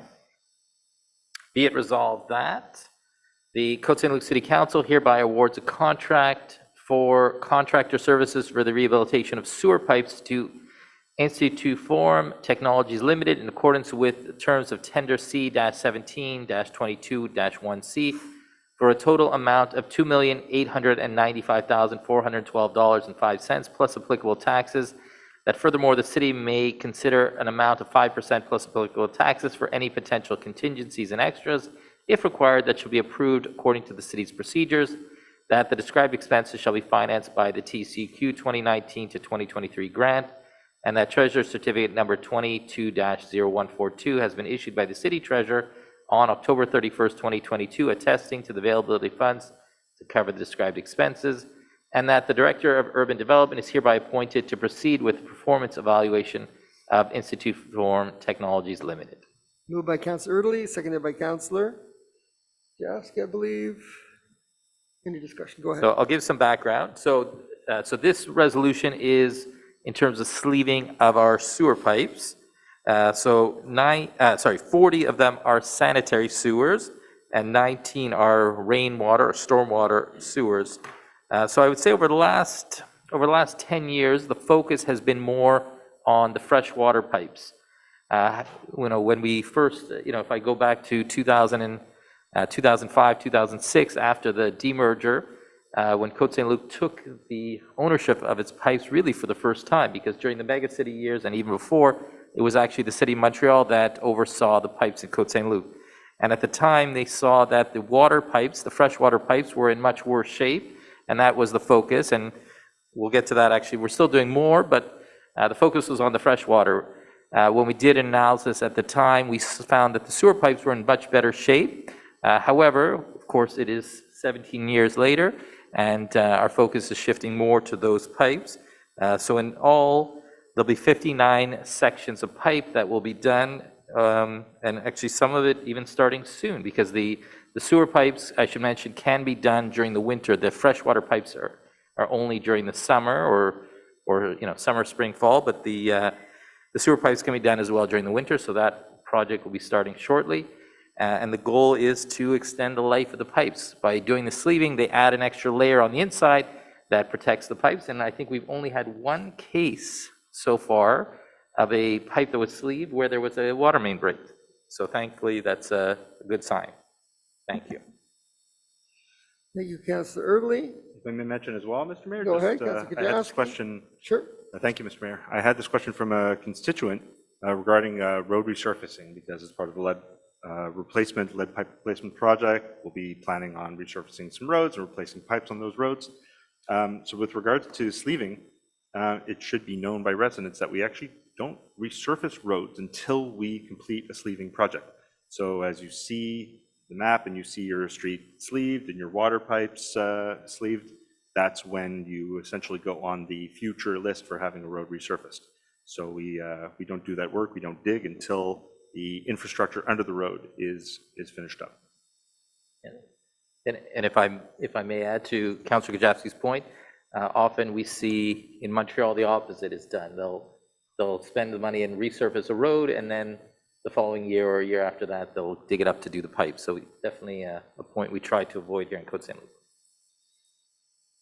Moved and seconded, all in favor? Carried unanimously, and then we go to the next item, which is item F, Councillor Erdely. Thank you, Mr. Mayor. Be it resolved that Côte Saint-Luc City Council hereby awards a contract for contractor services for the rehabilitation of water pipes to Foraction Inc.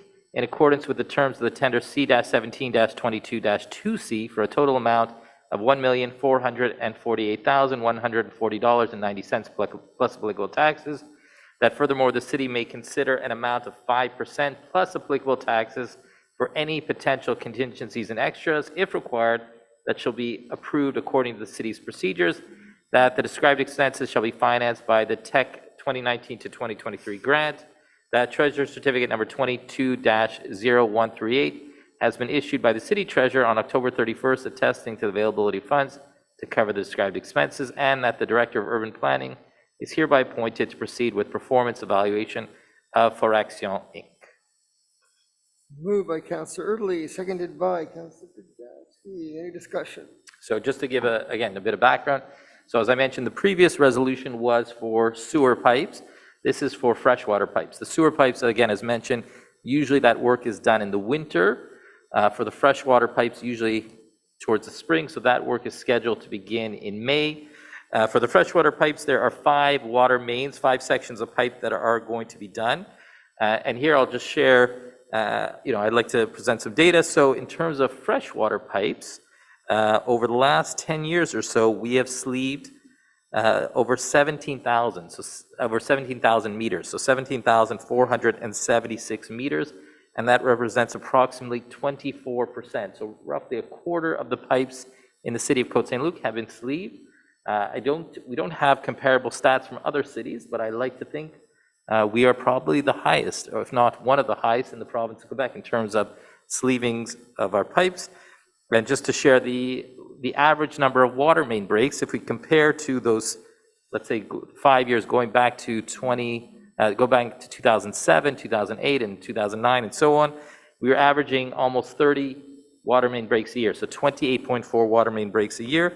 Over the last 10 years, we've been averaging just a sliver over 10, so 10.3, so we've reduced it by nearly 2/3, or about 2/3. So it's a significant reduction in terms of the water main breaks, and we're very happy about that. And of course, less water main breaks means less damage to residents' property, less basements flooded, less cars damaged, and so on, and hopefully that'll help bring insurance prices down for residents as well.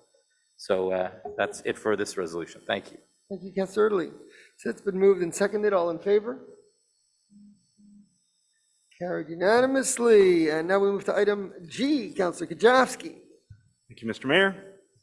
Be it resolved that the Côte Saint-Luc City Council hereby awards a contract to Atelier MDB Limité for the supply and installation of a sculpture in Edward J. Kerwin Park for a total amount of $52,377.47 plus applicable taxes, that the Treasurer Certificate number 22-0155 dated November 10th, 2022 has been issued by the City Treasurer attesting to the availability of funds to cover the described expenses.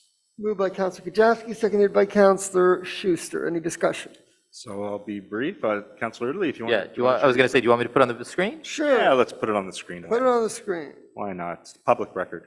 So just to let the public know, so it's a requirement by the province that you spend 1% of project cost on art, on an original piece of art.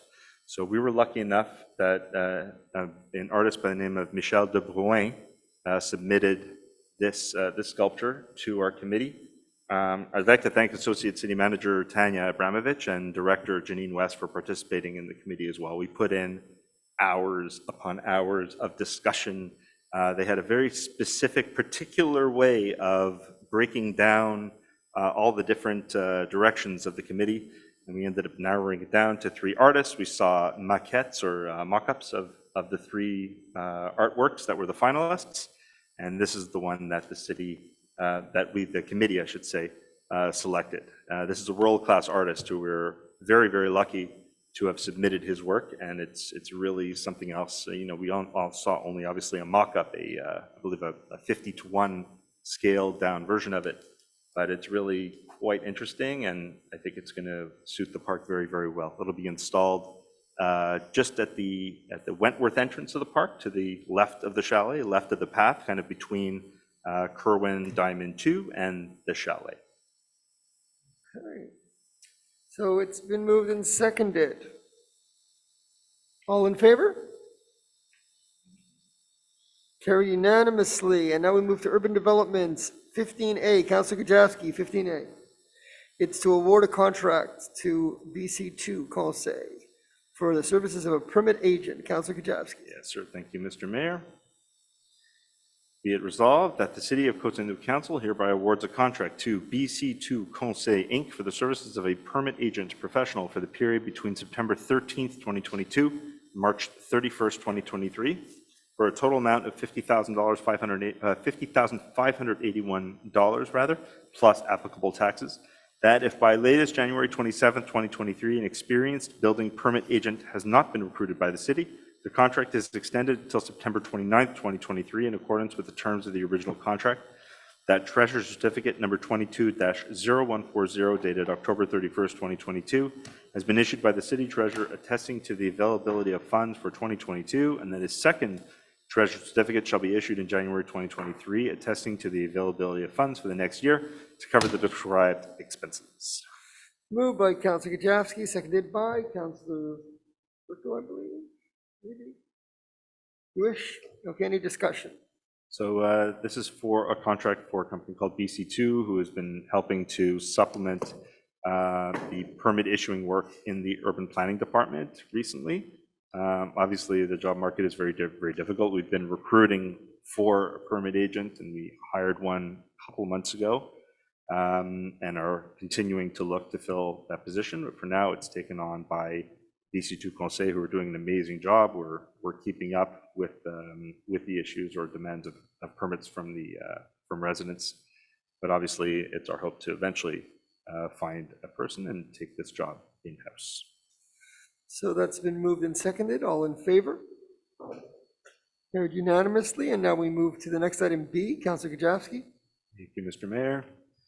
Be it resolved that the City of Côte Saint-Luc hereby awards a contract to BC2 Conseil for the services of an urbanist professional for the period between October 1st, 2022 and March 31st, 2023 for a total amount of $24,500 plus applicable taxes. That Treasurer Certificate number 22-0139 dated October 31st, 2022 has been issued by the City Treasurer attesting to the availability of funds for 2022, and that a second Treasurer Certificate shall be issued in January 2023 attesting to the availability of funds for the next year to cover the described expenses. Moved by Councillor Kajewski, seconded by Councillor Burko. Wish, the urbanist. Any discussion? So it's the same as the previous resolution for BC2 to supplement the urban planning department. Moved and seconded, all in favor? Carried unanimously, and we go to C, a resolution to appoint members of PAC, Planning Advisory Commission. Councilor Burke. Thank you, Mr. Mayor. Be it resolved that the following people be appointed as members of the Planning Advisory Committee of the City of Côte Saint-Luc. Councillor Andy Schuster, new member, one-year term, November 2022 to November 2023. Residents, Ms. Yael Harosh, architect, returning member, two-year term, November 2022, November 2024. Mr. David Shabat, Director of Development, CODEM, returning member, two-year term, November 2022 to November 2024. And that the following person be appointed as substitute member of the Planning Advisory Committee, Councillor Lior Azarat. Thank you, Councilor Burku. Seconded by Councilor Gavsky. Any discussion? Well, this is just to reappoint certain members of the Planning Advisory Committee, which we do on a annual or every 2 years, actually. And welcome, Andy. Yeah. Welcome, Andy. as Welcome, well. Lior. As a, Welcome, And welcome. welcome, Lior. Moved and seconded, all in favor? Congratulations, enjoy the time. Lots to think about on that committee. Mhm. Now we're moving into 15.1, site planning and architectural integration programs. Councilor Burku, King Edward. Councilor Kajewski is going to do them all, right? And then we'll have others, you can second King Edward. Councilor Kajewski, you can do them all. Mr. Mayor, be it resolved that the site planning and architectural integration program showing a front facade modification to a semi-detached single-family dwelling on lot 1561494 and prepared for the Planning Advisory Committee meeting of October 12th, 2022 be approved according to the provisions of Chapter 14 of Bylaw 2217 of the City of Côte Saint-Luc. Moved by Councilor Kajewski, seconded by Councilor Burku. Any discussion? So just up there, yeah, it's just a change in the color of the facade at a home at 5525 King Edward. Very straightforward. Moved and seconded, all in favor? All in favor, carried unanimously, and now we go to Robinson, Councilor Kajewski. Thank you, Mr. Mayor. 5554 Robinson. I know it well. Merton School. Be it resolved that the site planning and architectural integration program showing facade modifications to Merton School institutional building on lot 1561130 and prepared for the Planning Advisory Committee meeting of October 12th, 2022 and revised on October 28th, 2022 be approved according to the provisions of Chapter 14 of Bylaw 2217 of the City of Côte Saint-Luc. Seconded by Happily. Councilor Burku, Merton School. Any discussion on the beautiful Merton School? So we finally get to share this. Full disclosure, I did show this to my children last month. I'm sorry. I wasn't breaking any confidentiality. My two oldest are students of Merton and were very excited to see the facade modifications. I told them it was a secret, of course. But this is a beautiful project that was revised according to some notes made by the Planning Advisory Committee. It's a beautiful renovation to Merton School using actually the school colors, the school uniform color on the facade. It includes as well facade modifications on the interior schoolyard as well. So I want to comment Go on ahead, that. go ahead, please. Because Councilor Kajewski, you know my philosophy. This is not a secret. This, in fact, should have been posted in front of the building. And I hope it was, at least, so that other parents and It was. residents should know what's going up there before we make a decision. Of course. In fact, the selection of the color was originally suggested by the school principal. Okay, so, that to me is very important, and I hope it was posted. I didn't check. I was being cheeky. Oh, okay, well, I don't know. Okay, so I went to that school. I don't think the facade has been changed since I went to it. Well, it's very nice now. It was So very it's much in it's need a of major a change, looks good. So it's, And this is the advantage of PAC, because the original proposal, I could tell you, was very bland, and the colors were really, School bus orange. yeah. School bus orange. And this is much more attractive and benefited from the input of PAC and from, so it's the school Very principal, nice, that's very great. nice, very nice. Wonderful. Moved and seconded, all in favor? Carried unanimously. We move to 8,000 Côte Saint-Luc Road. Councillor Kajewski. Thank you, Mr. Mayor.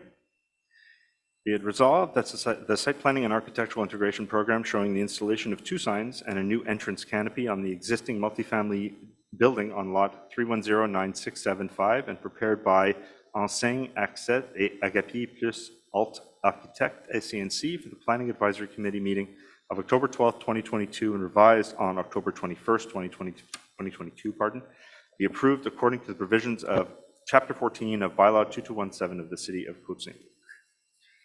Moved by Councillor Kajewski, seconded by Councillor Erdely. Any discussion? So this is for the installation of new signage on the Chateau B'nai B'rith building. Yes, Chateau B'nai B'rith, as well as a new canopy over the entrance. Excuse me, B'nai B'rith house, not Chateau B'nai B'rith. Chateau B'nai B'rith is on Côte Saint-Luc Road. Yeah, exactly. So this was at the corner of Côte Saint-Luc Road and Westminster. Okay. Okay, any other discussion? Okay, it's been moved and seconded. All in favor? It's carried unanimously, and we move to 5762, Sir Walter Scott, and 5764, and 5766, and 5768. Councillor Kajewski. Thank you, Mr. Mayor. Be it resolved that the site planning and architectural integration program showing a new semi-detached house on proposed lot 6511292 at 5762 Sir Walter Scott, prepared by George Albaz, architect, for the Planning Advisory Committee meeting of March 15th, 2022, and revised on March 17th, 2022, be approved according to the provisions of Chapter 14 of Bylaw 2217 of the City of Côte Saint-Luc. Moved by Councillor Kajewski, seconded by Councillor Cohen. Any discussion? So this is for the construction of 2 new semi-detached homes on Sir Walter Scott, just right near City Hall, that you can see up on the screen there. Very nice, and this was actually improved with the input of PAC. As you can see, there was a revision to the original proposal. Okay. Moved and seconded. All in favor? Carried unanimously, and to the next one. Thank you, Mr. Mayor. Be it resolved that the site planning and architectural integration program showing a new semi-detached house on proposed lot 6511293 at 5764 Sir Walter Scott and prepared by George Albaz, architect, for the Planning Advisory Committee meeting of March 15, 2022, and revised on March 17, 2022, be approved according to the provisions of Chapter 14 of Bylaw 2217 of the City of Côte Saint-Luc. Moved by Councillor Kajewski, seconded by Councillor Cohen. Any discussion? Same as the last one. Previous. All in favor? Carried unanimously. To the next, Sir Walter Scott. Thank you, Mr. Mayor. Be it resolved that the site planning and architectural integration program showing a new semi-detached house on proposed lot 6511294 at 5766 Sir Walter Scott and prepared by George Albaz, architect, for the Planning Advisory Committee meeting of March 15th, 2022, and revised on March 17, 2022, be approved according to the provisions of Chapter 14 of Bylaw 2217 of the City of Côte Saint-Luc. Moved by Councillor Kajewski, seconded by Councillor Cohen. Any discussion? Same as the last. All in favor? Sir. All in favor. Carried unanimously. And the last, Sir Walter Scott. Yes, sir. Thank you. Be it resolved that the site planning and architectural integration program showing a new semi-detached house on proposed lot 6511295 at 5768 Sir Walter Scott and prepared by George Albaz, architect, for the Planning Advisory Committee meeting of March 15th, 2022, and revised on March 17th, 2022, be approved according to the provisions of Chapter 14 of Bylaw 2217 of the City of Côte Saint-Luc. Moved by Councillor Kajewski, seconded by Councillor Cohen. Same discussion. All in favor? Carried unanimously, and we move on to the minor exemptions. 7930 Wavell, Councillor Kajewski. Thank you, Mr. Mayor. Be it resolved that in accordance with the provisions of Bylaw G18-0005, the request for a minor exemption regarding the property located at 7928-7930 Wavell, Lot 105-3327, be and is hereby approved, the whole as more amply delineated hereunder. The request is to allow a driveway enlargement, additional paved area with a total paved area of 27, no, it was, that's what Schechter? I thought it was as well. Okay, so there's a typo in the, hold on. Hang on, just a point of order. Yes. We are, yeah, refused unanimously, so how does that work? This is the first time we're refusing something unanimously. No, I mean, it's refused, and now I go for the vote. It's you move it refused, and then I have a seconder, and then we go for discussion and vote, like everything else. Okay. So it's been moved to be refused by Councilor Kajewski. Okay, so let me finish, well, I'll finalize the resolution here. And, yeah. Okay, so let's begin again.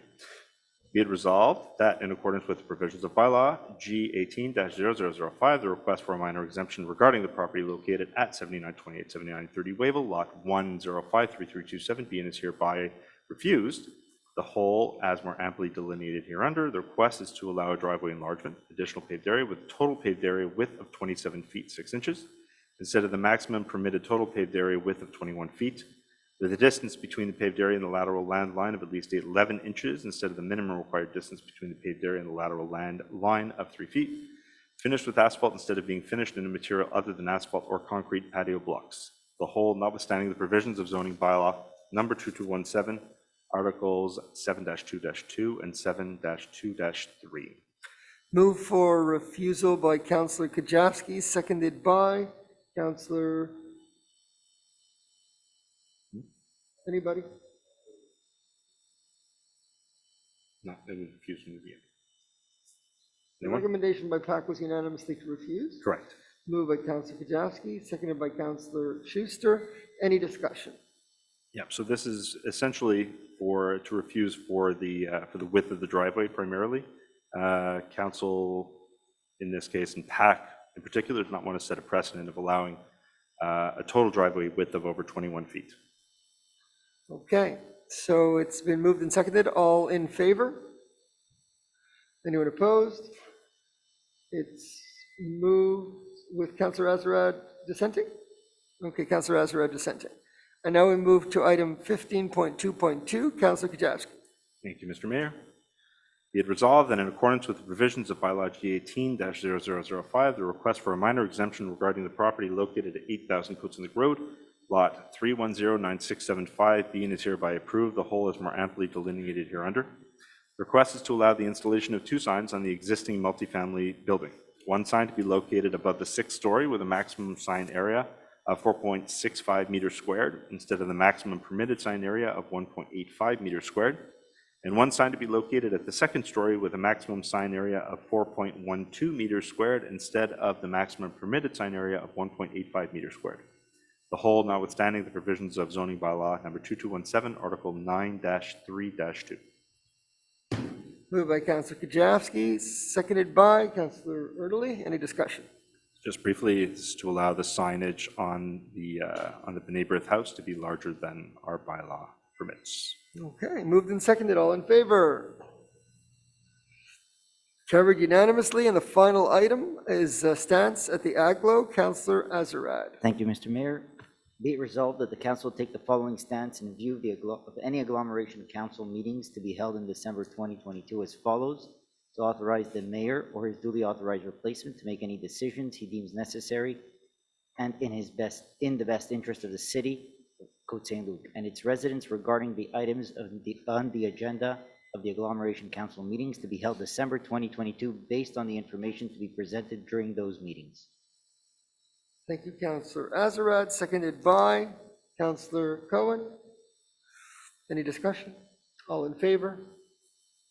Carried unanimously. Any other business? Councilor Schuster. Thank you, Mr. Mayor. Following your COVID presentation, I just wanted to formally comment that children aged 5 to 11 are eligible for their COVID booster. This was something that was not well publicized by the Quebec government and the healthcare system.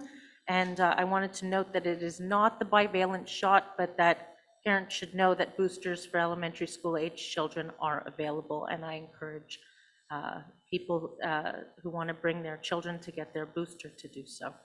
Thank you, Councillor Schuster. Anything else? Any other questions? For those participating on Zoom, you can press the raise hand button to ask your questions for second question period. We have a question. Toby Schulman. Go ahead, Ms. Schulman, go ahead. Good evening, good evening. Good evening. Councillor Burku, I am also very disappointed in the people who don't compost in Côte Saint-Luc. Basically myself. For 14 years, I've waited until buildings, people who live in large apartment buildings will be able to compost. I got myself a little kitchen container, and I used to drive twice a week to Public Works to do my composting. 3 years ago, I stopped driving.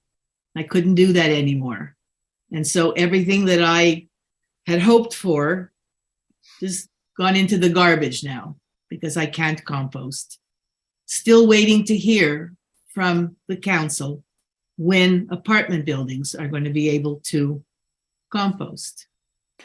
Very good question, Ms. Schuster, and of course, Councillor Burku was addressed, so she will have the first response. Okay, so Toby, thank you for your question. In fact, this is what we also asked the Director of Public Works when we met with her recently. For councillors, Councillor Benizri, Councillor Erdely, myself, and Councillor Azarad, yes, we were all there. And one of the arguments, one of the explanations that she gave us is that the collection of compost materials in buildings would normally be done in containers, and they still haven't come up with the technology to pick up compost in containers because of the liquid nature of the waste. But so that's why it's taken some time, and this is the explanation she gave us, that why the buildings are not collecting compost in containers. But that doesn't mean they can't collect them in plain brown bins that residents would just deposit in the brown bins. So I'm going to bring back that request, at least for those buildings that want to collect compost, and it doesn't have to be every single apartment dweller, but certainly some of them could put it straight in a brown bin, in which case we could ask for the collection. So it's not final yet. I mean, we're still working on it because the will is there to collect from all residents in Côte Saint-Luc, including apartment and condo building dwellers. More speakers. Councillor Erdely next. Yeah, I'll just add to what Councillor Burku mentioned. One of the issues is with regard to front loader versus, let's say, back-loading machines. So if you can imagine, garbage in the city, residual waste is picked up two methods. There's the front loader, so it's a garbage truck that has sort of two teeth in the front that scoop into a large bin and flip it upside down into the truck. And there's also, of course, the ones in the rear where it's a 360 or 240 or 120 liter bin. So in terms of front loaders for organic waste, we don't have one, or we don't have access to one.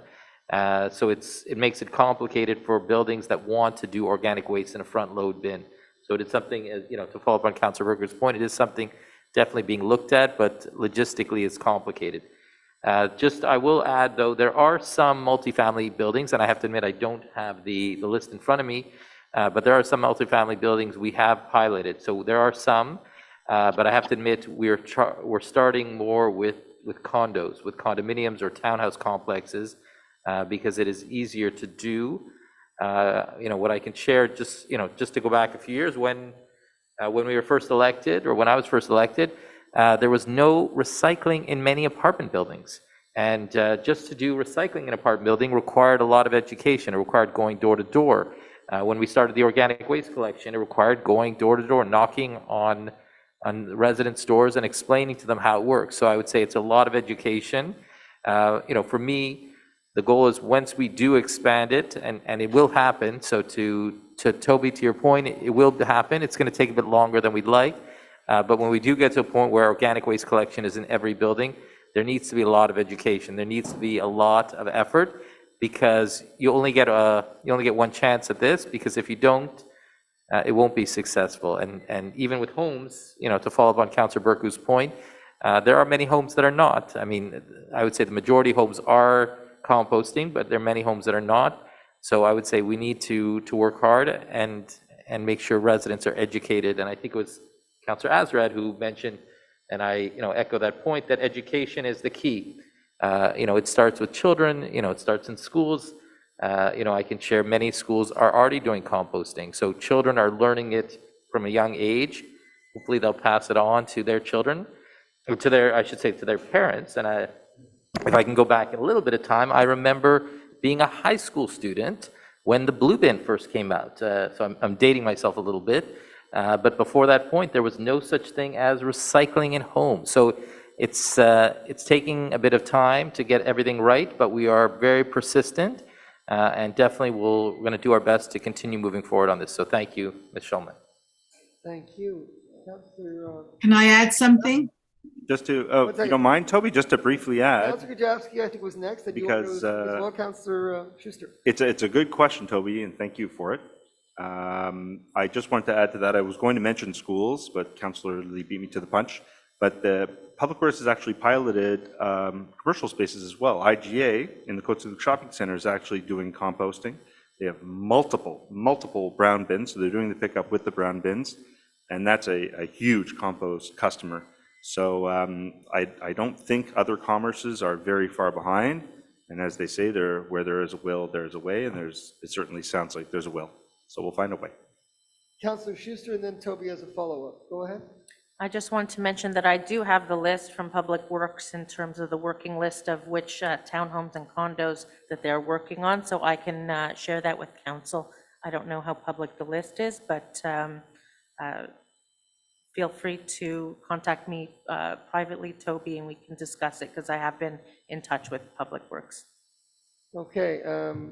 Toby, you had an additional comment? I did. I wanted to say to Councillor Erdely, I was on the original Eco Action Committee with Councillor Burku, and I think it was Councillor Kajewski at the time. I was one of the people who went door to door to talk to the homes, to explain to them about composting. And yet it never came to me. And it was very, very disappointing, to be very honest with you. Very disappointing. Well, thank you for being with us and for spending all this time this evening to ask that question and watching the whole evening. Do we have any other questions? Councillor Azrad wants to speak, and then I don't know if we have any other questions. Do we? I was just gonna, if I may share my screen for a moment. I don't know, Toby, if you're watching at home, hold on, I'll just share my. There's Toby. Here, I'll just share my screen here. Toby, if you're, hold on, if this pops up there. So Toby, this is from probably about 10, 15 years ago. I had less gray hair back then. And there's Toby along with some of the original members of our Eco Action Committee. So definitely we appreciate everything you've done and all your support over the years. So thank you, Toby. Thank you. And Councillor Azrad wanted to add something to this? Yeah, just a quick add. It's very important on the technical side. Cross-contamination causes a huge problem for them to be able to pick up the garbage. So that's where there's some difficulty in terms of technical issues that need to be worked out so that we can expand it towards buildings and everything else, and larger complexes. As far as homes, that's again goes back to education for us to push that through. So I agree with us. We are moving in that direction. I think we just need to constantly remind people of the benefits, financial benefits to the city as well. There are benefits in every which way for everyone, for both the city and the residents. Thank you, Mr. Mayor. Do we have any other questions? We don't. There are no more questions on Zoom. A motion to adjourn, please. From Councillor Nisri, a motion to adjourn, seconded by Councillor Schuster. All in favor? We are adjourned. Thank you, everyone, for a great evening.